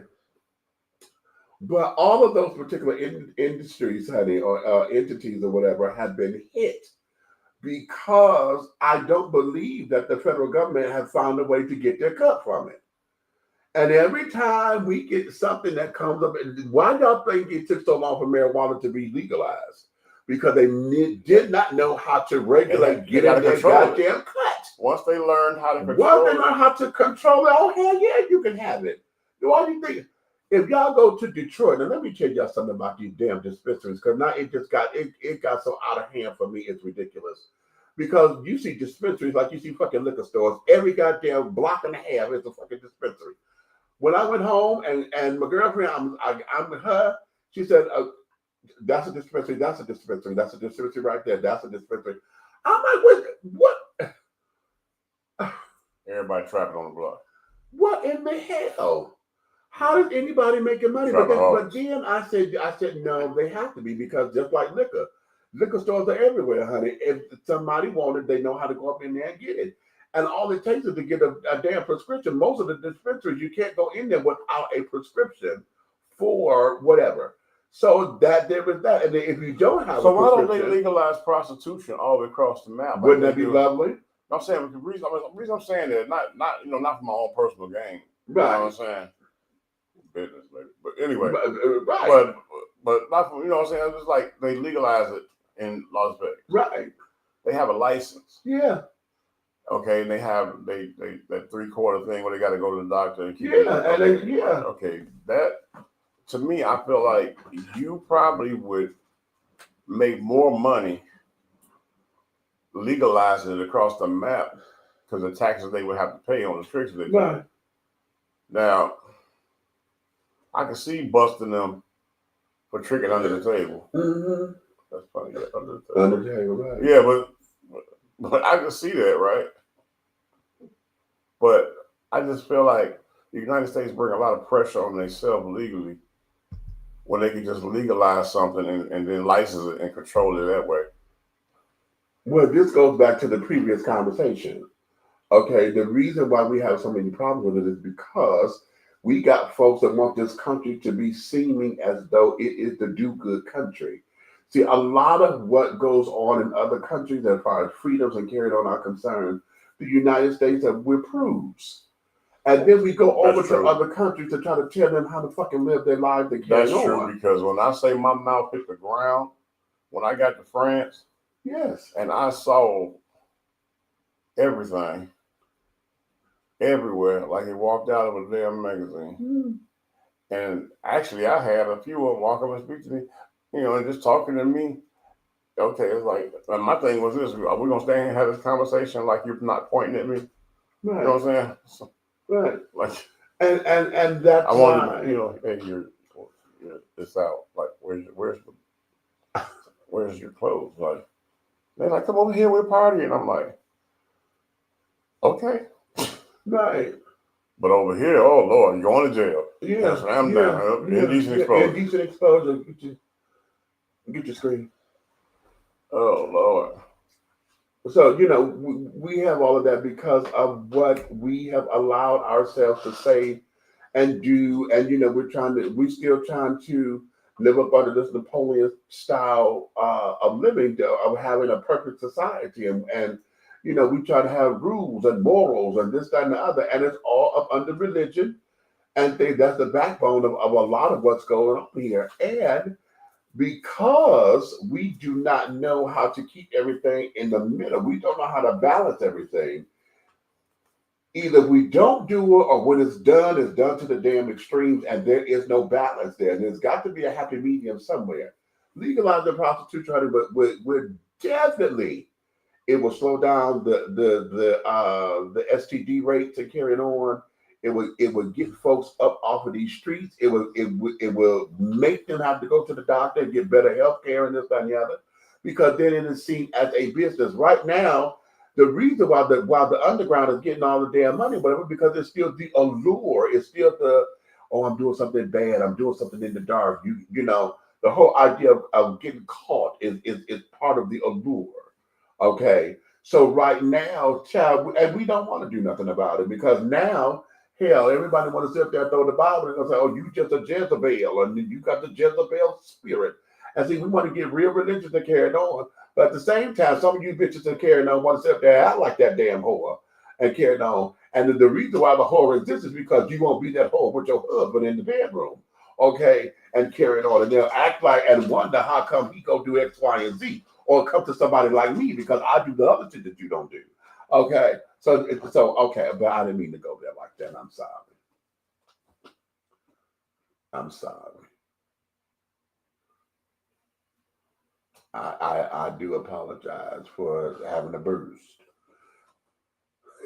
However, I stand behind everything I just said, though. The truth is the light. Lord have mercy. The creativity of one's immorality in a relationship under God in Christ comes from the person that don't want to be accountable for what they're not doing. Ooh. Just thought I'd put that out there. Well, what you know about that there? Mm-hmm. So that there is that, children. Now listen, let me ask y'all this question. Did I got the thing up here, or did I do away with it? I think I may have done away with it. Let me see if I can pull it back up. Oh, wait a minute, not that. Oh, not that. That'll ban me. Don't worry about it. Oh, Jesus. Don't worry about it. But I tell you, don't worry. You make sure you log out my computer. He got residual porn following him around the planet.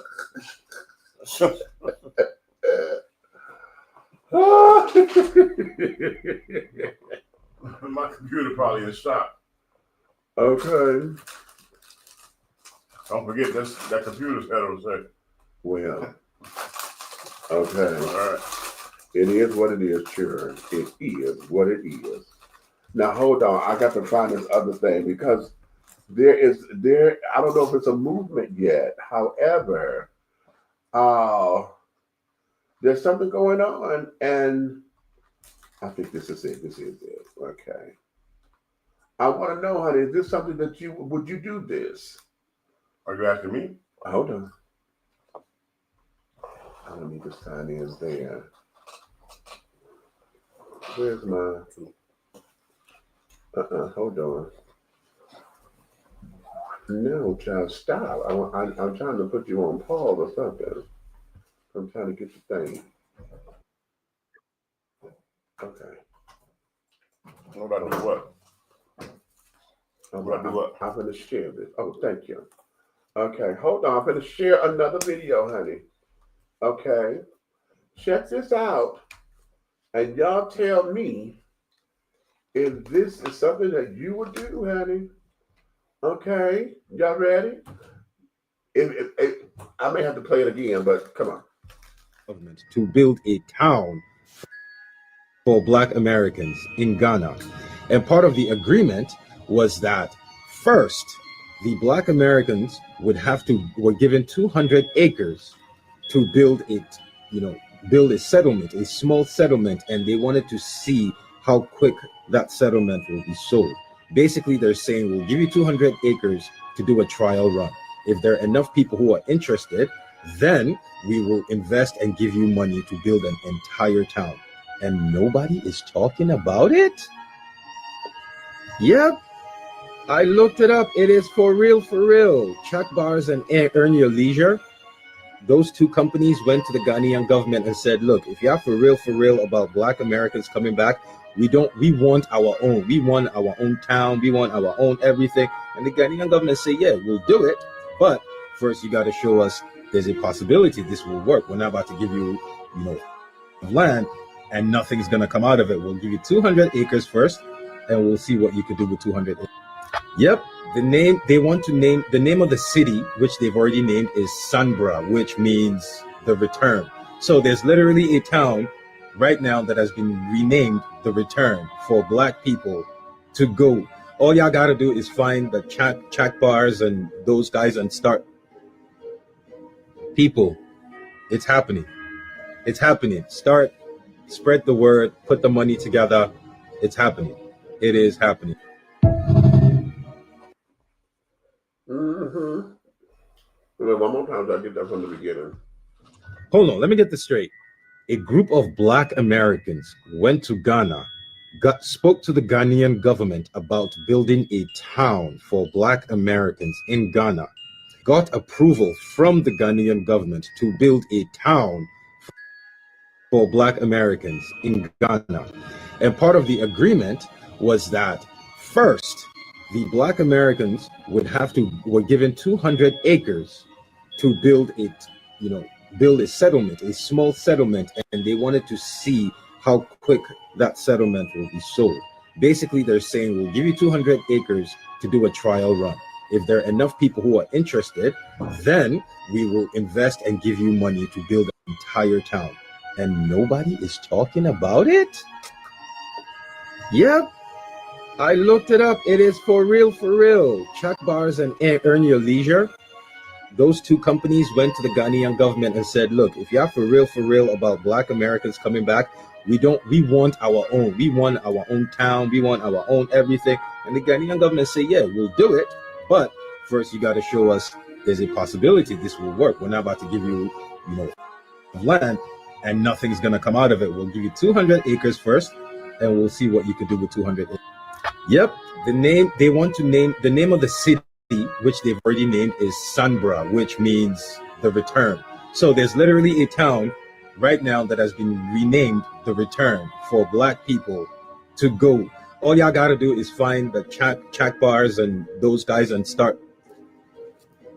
People, it's happening. It's happening. Spread the word, put the money together. It's happening. It is happening.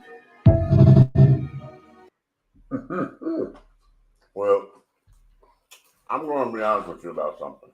Let's talk. My answer is absolutely. Absolutely. Because first, if they continue to push that idea and grow that idea in numbers, it will doggone cause an economical impact on the United States, which they need to recognize. They do need us.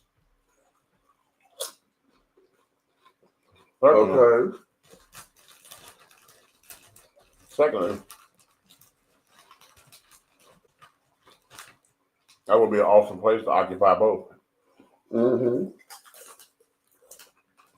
When the winter comes here, go there. Mm-hmm. Mm-hmm. That's what I said. But it's a good idea, very supportable. But isn't it funny how you can make food out of the United States when it comes to building domains and different communities and stuff like that? Right. And the price per year for that is the same as they charge it per month for one establishment of dozen. Okay. In the United States. Right. How about that? Okay, listen, I went and I wanted to, that's the Instagram, TikTok thing. Right. This is from Black Enterprise. Okay, and it's dated for October 25th of 2024, just a few months ago. It is a press release. In the press release shared with Black Enterprise, Earn Your Leisure and activist Shaka Bars and developers Alvin Biko, Kwame Blay, and Tuye Yabua announced the groundbreaking development of a 300-acre housing project in Accra, Ghana, to promote economy prosperity in Africa. Earn Your Leisure co-founders Rashid Bilal and Troy Millings, along with the group named the initiative the Sangre City Project. The project aims to provide modern and sustainable housing options to the diaspora to help diasporans reconnect to their roots in the motherland. There are numerous phases, and phase one consists of completely competitively priced luxury homes called the Cascades. It will be built across 30 acres and features amenities for the community, such as a pool, sports facilities, bicycle lanes, a grocery store, and co-working spaces. Wait a minute, I got to advance. Housed just 15 minutes away from Kotoda International Airport, the team broke ground in August 2024 and anticipates completion by October 2027. Okay. Shaka Bars and the Earn Your Leisure team hope that this project will help African descendants reconnect with their roots in Africa. By working with developers from Ghana, They aim to create more opportunities for others to invest in the continent, provide economic growth opportunities, and connect back to what may have been lost. Quote, our vision is to create a sustainable and thriving community that not only addresses the housing deficit, but also invites people from the diaspora to come home and invest in their future, end quote, Blaze said in a statement. According to the Daily Guide Network, the Cascades will host 2-bedroom unit apartments starting at $180,000, 4-bedroom townhouses from $275,000, and 5-bedroom villas from $450,000. Really? To help fund this massive project, developers are working with the POTUS Investment Limited through EPC plus F contracts. Turkish company Arslan Group and banks including Stanbic Bank Ghana and First National Bank. Both financial institutions offer discounted mortgages to help make home ownership accessible and affordable.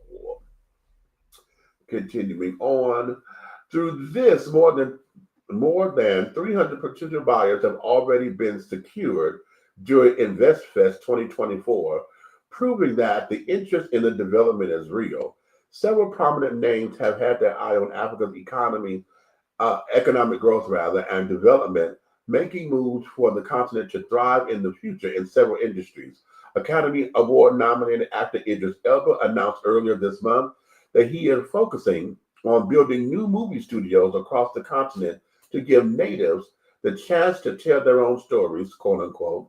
His first project would be housed on the island of Zanzibar, known for its gorgeous white sand beaches.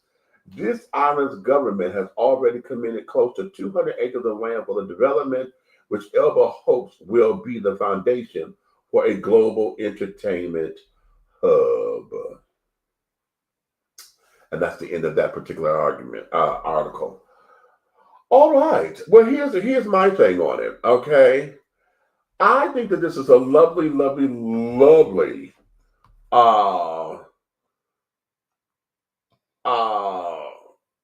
attempt. Okay. I want to see where this goes because yes, the idea of going back home to Ghana and carrying on is very enticing. I love the idea of folks, wanting to go back to their roots. Honey, come on, RuPaul. Somebody cue up RuPaul going back to my roots, honey. Back to my roots. The problem that I'm having is, as a person of rainbow persuasion and of the rainbow community, I don't know how safe that would be for people like me.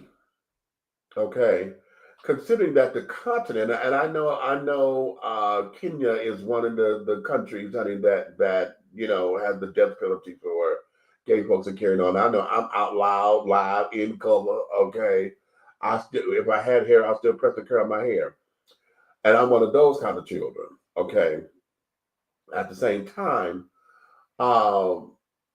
if there was other securities in place and things of that nature, and if we had a stronger government over there and their regime was to protect all of its citizens and not just get caught up in the biblical aspect of what if this all is, I'm down for 100%. I have to go in with caution though, because there are no protections for me at this point. Yeah, because I mean,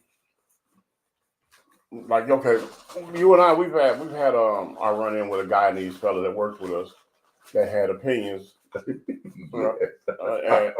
he had major opinions until he interacted with you, and then he became an ally, right? Instantly. But where he was at before that, no, it was not, and it wasn't about him. Saying people are not born that way; they're taught these things. Right. So for him to be the age that he was, that was poured into him. So I do understand where you're coming from, because even though as a gay man in America, you share a lot of the same things because you're a gay black man in America. So you have the same issues of being looked at in a racial format as I do. You know what I'm saying? That's just like you don't understand say a simple battery charge in a domestic situation is the same whether you same sex dating or opposite sex dating. It's gonna be the same charge in front of the same judge under the same law. So people don't understand that not only your world is different, but it's the same. Right. You know what I'm saying? You all have heartbreaks, you have emotional breakdowns, you have, you know what I'm saying, divorces, you know what I'm saying? You have all of the same stuff. You got stalkers. Oh Lord. You got some it's just crazy. You got some people that want to be violent with you. But that don't do nothing but give me, okay, I'm a black man. I go out the street, it'd be a doggone some ignorant young gang niggas that want to be violent. Right. You go out the street, it's just some ignorant young straight niggas that want to be violent because you're different. It's the same fear and the same suffrage and the same plan. Right. So people got to understand that you can walk down the street as a heterosexual human being and a homosexual human being, and the only thing between y'all is a reflective mirror where y'all can see each other. I understand your pain. I understand yours, but I'm not supposed to. So that means we have to release the world's shackles in order to unify as we're supposed to unify. So again, I don't get it because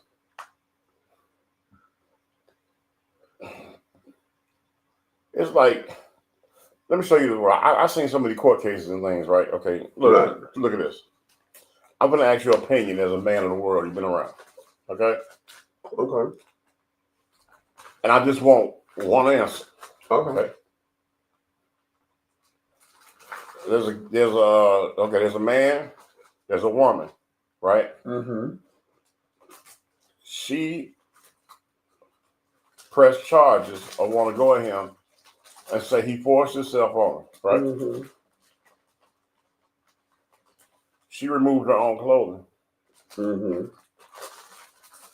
Not because she was told to, but because she wanted to. Is that consensual? Or is it situational?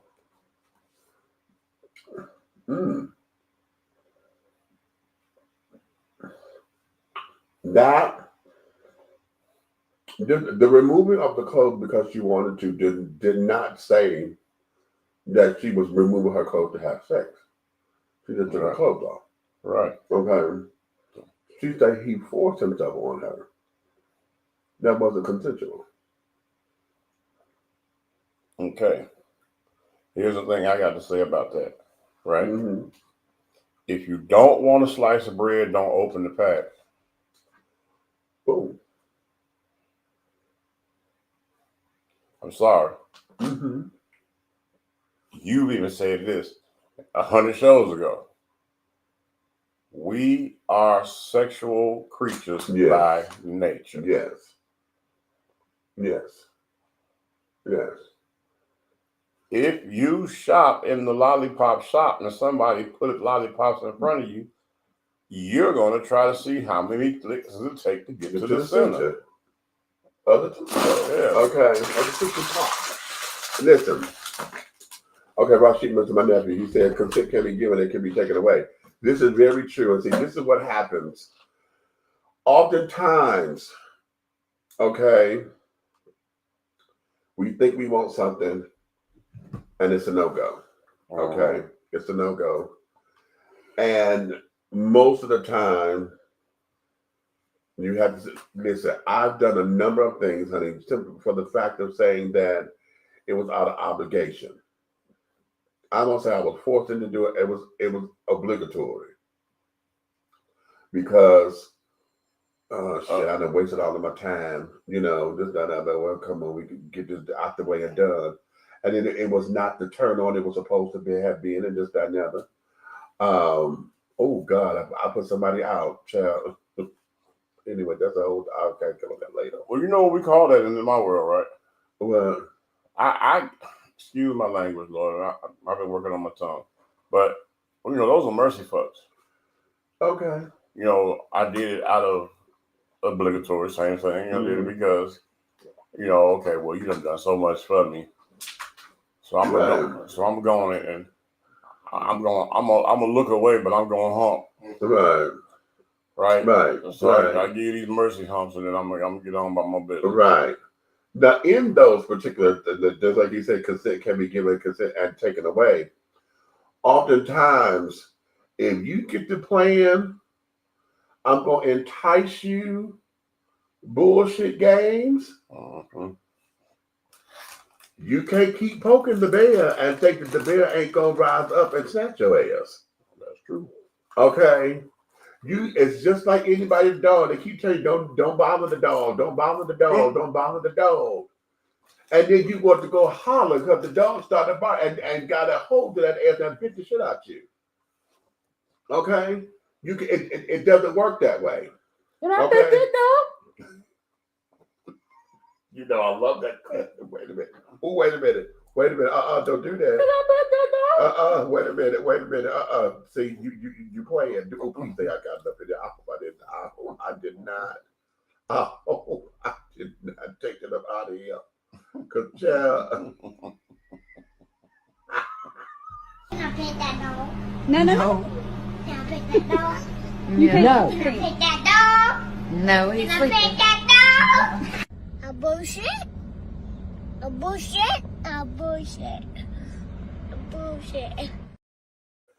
What? Can I pet that dog? Wait a minute.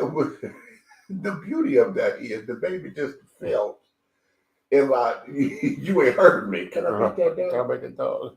Can I pet that dog? Can I pet that dog? Can I pet that dog?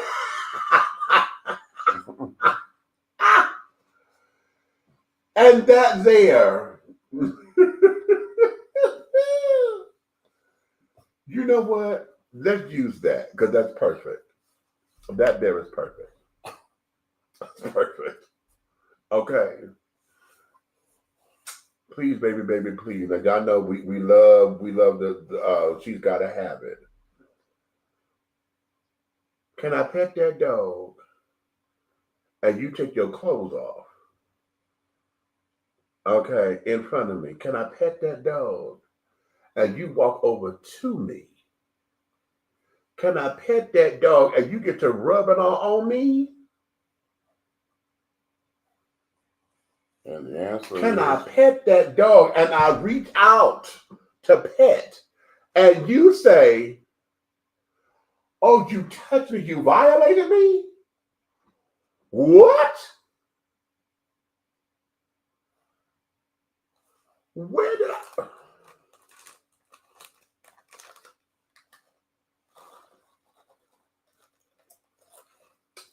Ladies and gentlemen, because I'm talking to everybody, okay? Whatever your sexual orientation is, if you poke the bear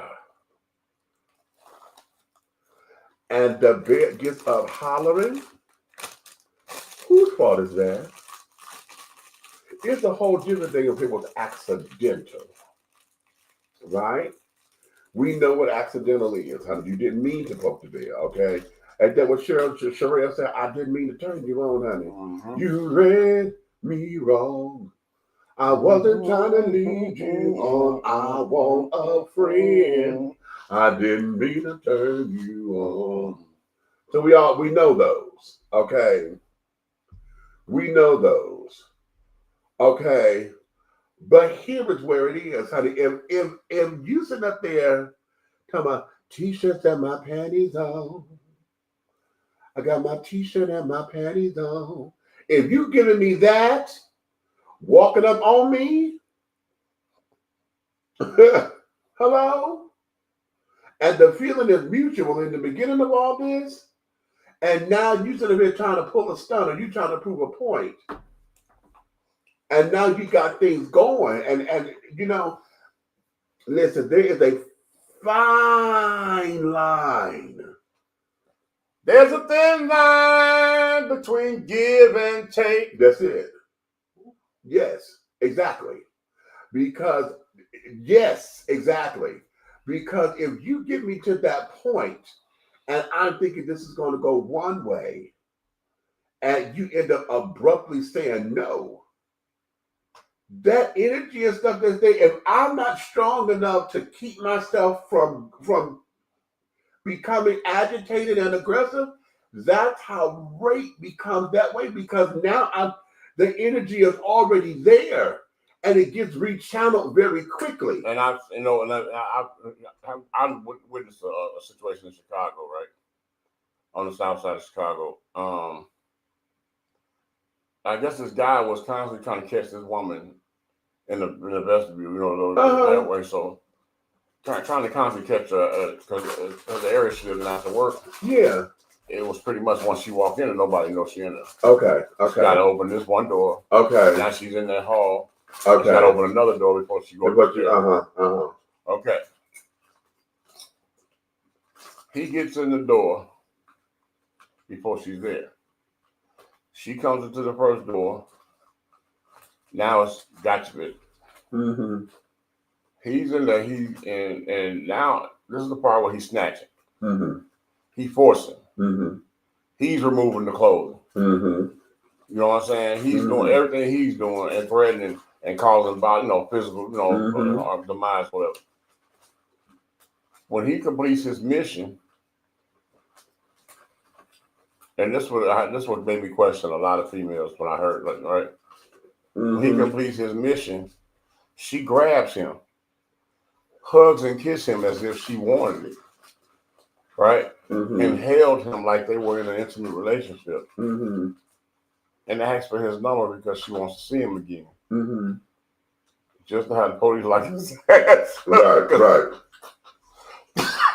But my point I'm trying to make is, you was conscious enough to do that to get this man in trouble after he did all what he did. Mm-hmm. So that makes me wonder how much of the emotional flow from women that go crazy or act just totally, how much of it is bells and whistles and sympathetic and just want the world to doggone be, it's all about them. It's like nothing else matters.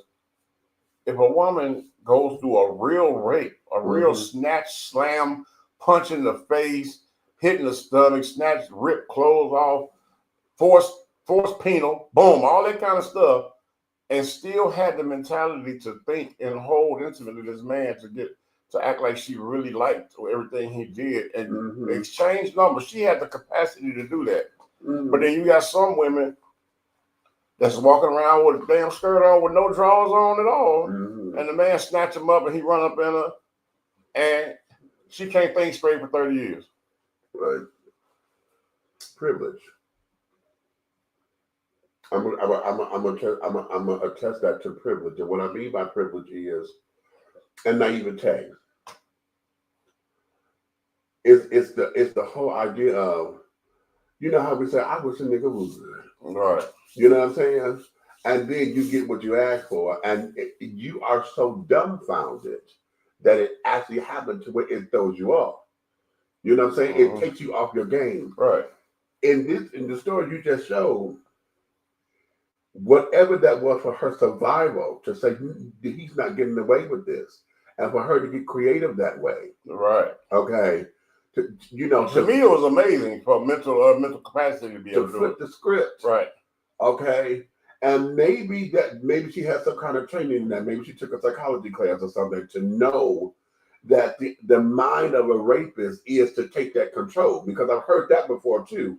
Where in that the victim was able to flip the script to where the man didn't know what to do. Because she started acting like she was enjoying it and carrying on, and it losing his power because his whole idea was to have her scared and don't do that. Because I've heard the ones that be like, yeah, come on, right? Oh, yeah, I want that. Hit this, they don't they talk like that, and then he can't keep it up, and it throws him off. And he can't keep it up. Right. I heard he loses direction immediately. Right. So in that, for those who get that kind of creative, right? That's a whole different thing because this could just on the basis of the story you just told, the situation that you gave at the beginning of all this, just based on that, there's no foundation in that to say anything. You just said, okay, this is where we are. You sat up there and said that he forced himself on you, but you were the one who took your clothes off. You were the one to take your clothes off. Now, we just got the story. Now, was it because you were trying to get into the shower? Was you changing clothes or whatever, and he walked up on you? We don't have the context, but just in the story alone, okay. But see, this goes right here. What I remember I was telling you about, okay, you mentioned a song about when we talk about music, you always talk about B-sides, right? Yeah. Mm-hmm. Okay, so when it comes to like B-sides, right? Let's talk about B-sides of a movie script or a stage play script, right? Mm-hmm. And to me, what B-sides are the unscripted, unheard of, unquestioned things that go in between the actual character movement. Mm-hmm. You feel me? Mm-hmm. So, okay, you took your own clothes off, right? Something happens here. Either whoever it is don't like it, it stops, right? Whatever, either way it goes. Okay, then you want to play tragedy as if, right, as if it was some forcible, crazy, cuckoo shit, whatever. Mm-hmm. That's why I'm saying, at what point do you be able to prove a person's vindictiveness? Right. Oh, that's good. Yeah. Over their actual mental brokenness. That's a good question. You understand what I'm saying? Right. I think that would be hard to prove. And that's why it's probably a lot of doggone women and men in jail today. Right. Because of situations like that they can't prove. Mm-hmm. You know what I'm saying? I believe that. Listen, I told you this story before where I was scared to death because I was at the donut factory and these two girls got to fighting in the elevator. All right. Black girls. Right. And the one girl that we left downstairs kept saying that the girl got her stuff upstairs in the room. She need to go get it and blah, blah, blah. I said, no, you're going to stay down here. I'm going to go upstairs and get it. Okay. Well, old girl, it was her birthday and carrying on. Okay.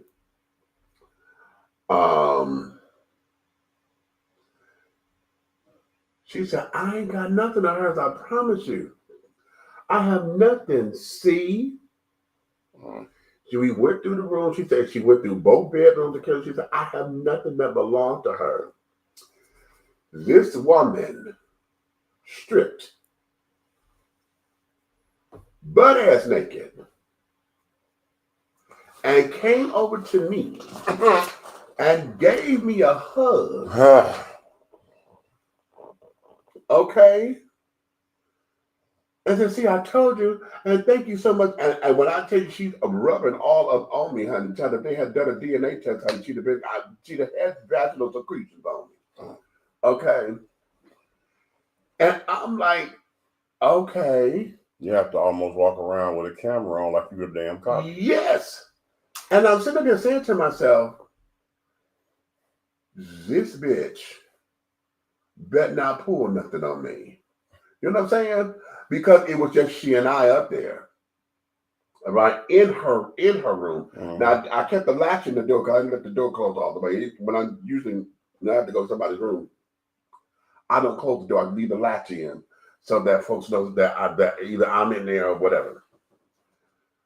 But the idea of if she wanted to get real cute and say this big black man that came up in here, XYZ, because I had no female witness with me? No. And for the longest time, because I had to write the report and they were fighting and carrying on, I was sitting there sweating bullets for like a month. So I'm like, if this girl get cute it's a sick situation in this world because I'm gonna tell you something that I saw, right? I saw a man get railroaded. And let me tell you how. He got railroaded. Falsification on rape or whatever, taking whatever. I never even understood rape. Like, to me, there's no turn on taking nothing from nobody that's not giving it to you. That just don't work. No. But it does exist out here, so these things need to be talked about. But I saw the situation where it was a consensual situation, and when she couldn't get away with something else, she turned it into point the finger, and he forced himself and all that, right? Okay. Now, here's the problem with that. Go to the court system, and this is where I was saying, because I didn't see with the actual thing. I saw the situation for the court. You have a girl standing here, boo-hoo crying and shit like you just slapped the shit out of her 2.2 seconds ago. That's some shit that you dogging been waiting to get in court for 45 days, right? Okay, that's strike one. That to me, I tell people, the judicial system does not have any common sense because you should watch people's body language. Why is she still crying?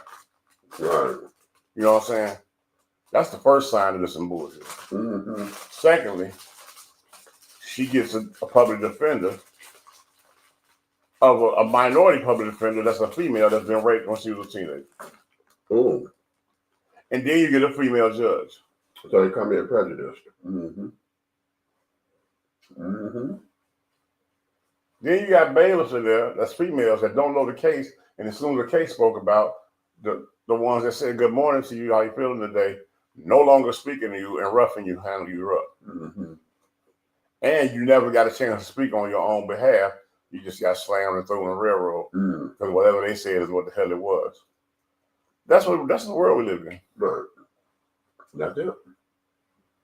That there, yeah. All day. Well, I'm gonna leave it alone all day because people will be people, and that's why you have people like us here to bring these topics out so we can hear the opinion. I'm telling you right now, this is Decency with Big Meat. I'm Big Red. This is a show, and it's not for us. It's for you. Okay. You know what I'm saying? Because there's a lot of things out in this world that go on, current events and things that go on in life that need to be talked about. Yeah. It need to be talked about. And until we get to the point where we're not afraid to confront our what I call our fears in life. That's right. Then we're always going to be in a whirlwind of confusion. Exactly. Confusion. How many people have you lost in your life over something that never really happened? Right. Exactly. So, honeys, yeah. So you know what? That's a cute place to end. That is a cute place to end. So listen, honey, I know I say this every time I come up in here. However, let me do this too. I'm putting together my campaign because for those of you who don't know, I am running for public office here in College Park, Georgia. And so that's going to be a whole separate thing and carrying on. And many of you may say, why are you here? And you know, they could use this against you. I'm telling you like I know. This is who I am. And this is who I am always going to be. Right. You cannot embarrass me with me. Okay? And so I am a multifaceted individual like everybody else. Okay? There are things that I do like everybody else. Honey, I cuss, I fuss. Hell, I have sex. I drink and carry on. I'm human. So trying to have this perfect politician or whatever is ridiculous. So I'm saying all that because I'm sure somebody's going to go back and look at this and say, oh my God. But no, honey, this is who I am. Okay, with the same amount of passion that I have for any topic that you have here. Oh, really? DM me, honey. Hit me up in the DMs. We'll talk. We will. This is just who I am. So as far as me doing the show, it is my goal to make sure that I'm here, as much as possible. If I'm not here, trust me, one of three things: either I had to work, I got caught up somewhere else, and I'm out and about and carrying on. That's either campaign related, or I'm out trying to secure a couple of things. Or the third thing is, if I'm tired, I'm not going to come on the air and give y'all a half-ass show. Okay, I'm just determined to do that now because I have a number of shows, honey, where I got tired and I don't know what it is with this computer. Lately, I've been falling asleep and hell, just in doing my regular work. If I'm looking at the screen too long, it hypnotizes me or something, and my eyes get tired. And honey, I'm nodding. That ain't a cute look, honey. Y'all think I'm on heroin or something up in here? Okay, so Detroit Blue, right? So. The goal is to make sure that we give you a full, complete show, okay? Also, y'all see my Cash App down there, right? Listen, throughout my birthday season, honey, I have my birthday package, and that you get both of my books, Awakenings, Epiphanies upon a Spiritual Journey, along the spiritual journey, and its companion piece, Revelations, Affirmations, and Confirmations. The Journey Continues. You get both of my books, and you're going to get 5 of my premium oils, my sensuality oils. You get 5 of those. Since I'm 55 this year, honey, the package is $55, and I'm going to autograph the books and carry on. I'm going to do a commercial. I got to put a commercial together. And that's going to be the birthday package, okay? So if you guys want a part of Big Meats, and we'll put that as far as our merch is concerned, get the birthday package, honey. You get both of my books, and you get 5 of my oils, okay? And that'll be $55. And then I got to look into that. It's $55, and you got to pay for your shipping, okay? I'm gonna get somewhere where I can get something that's going to be economically sane, because have y'all been places and the shipping is ridiculously okay? I'm like, no, child, no. Okay, we need something real cute. So with that being said, honey, that is what's going on right here and right now to become a part of this. We're gonna have our merch coming soon. We got designs and t-shirt designs and carrying on and all of that we need to put up. All new designs. And yeah, we got some. Oh my God, I got some cute little stuff. That's coming for you, honey. You get to rep who you are, honey. Are you a tea sipper, a crumpet dunker? Are you a tea brewer? Are you a pot stirrer, honey? Are you a tea leaf reader? Are you a tea bagger or a tea biscuit, honey? You get to represent who you are, honey, with the shirt. So we got a lot of that coming. All right. And I'm trying to get some mugs, and I want some tea mugs. Okay, I'm looking to find some that'd be a cute little price, so that we can make sure we get the merch going for you. Okay, so we got a lot coming up there. Okay, for this particular season, and I'm excited about it. So with that being said, listen, you may finish all of your cups, my darling, because the tea has been dished, and you have been dishing tea, darlings, with Big Meats. And right over here, we got Vail over here, honey, all the way, the big guy ally, honey. Okay, radio personality. That's our brother station over there, the WAHR radio, honey. WTEA is still up and running. You get to hear myself.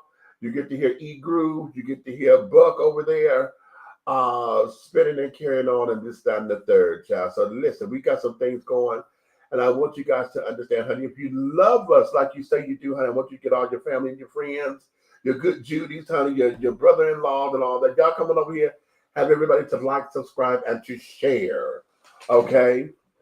Absolutely. But if you hate us, don't like I said, or don't like the fact that I'm gay and this, that, and other, if you don't like the fact that Vail goes off and talks about church and this, and that, whatever, if you are hating like that, I need. Or if you was already hating before I started talking. Oh, how about that? You know who you are. Okay. If you're that girl, okay, I want you to tell all of your motherfucking enemies to come over here and to like, subscribe, and to share.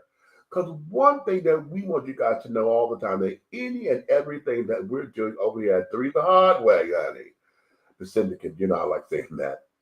Any and everything that we do over here in any way, shape, style, form, and or fashion, honey, will move forward, darling, forward.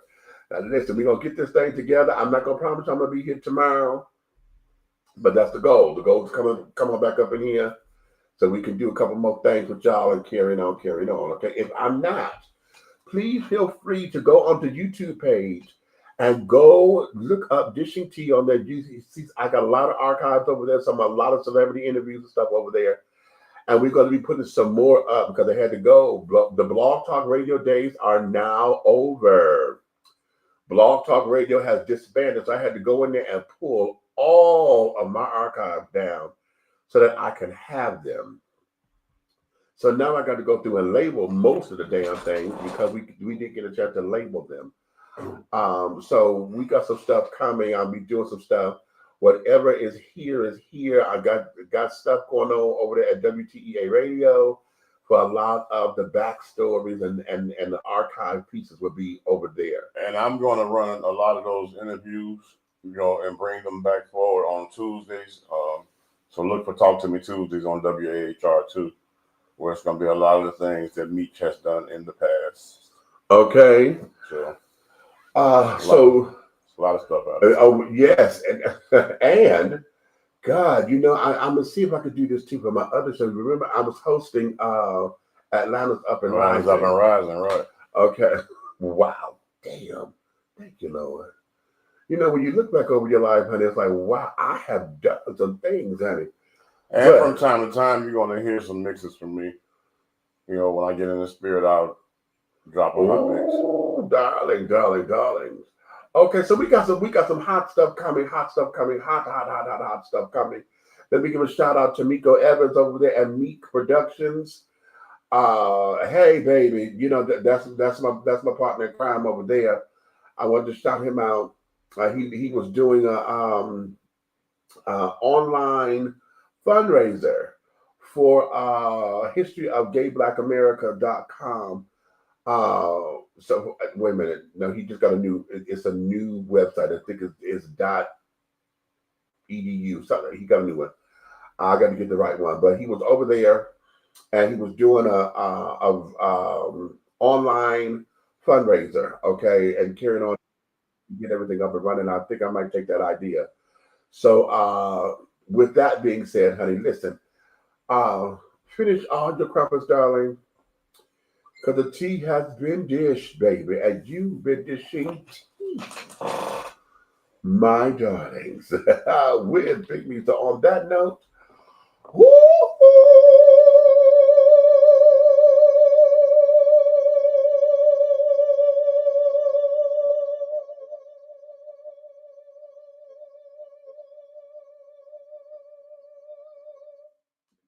oh, it faded out.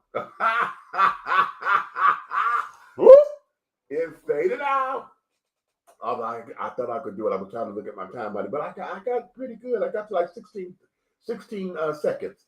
That was cute. All right. Well, anyway, honey. Scene.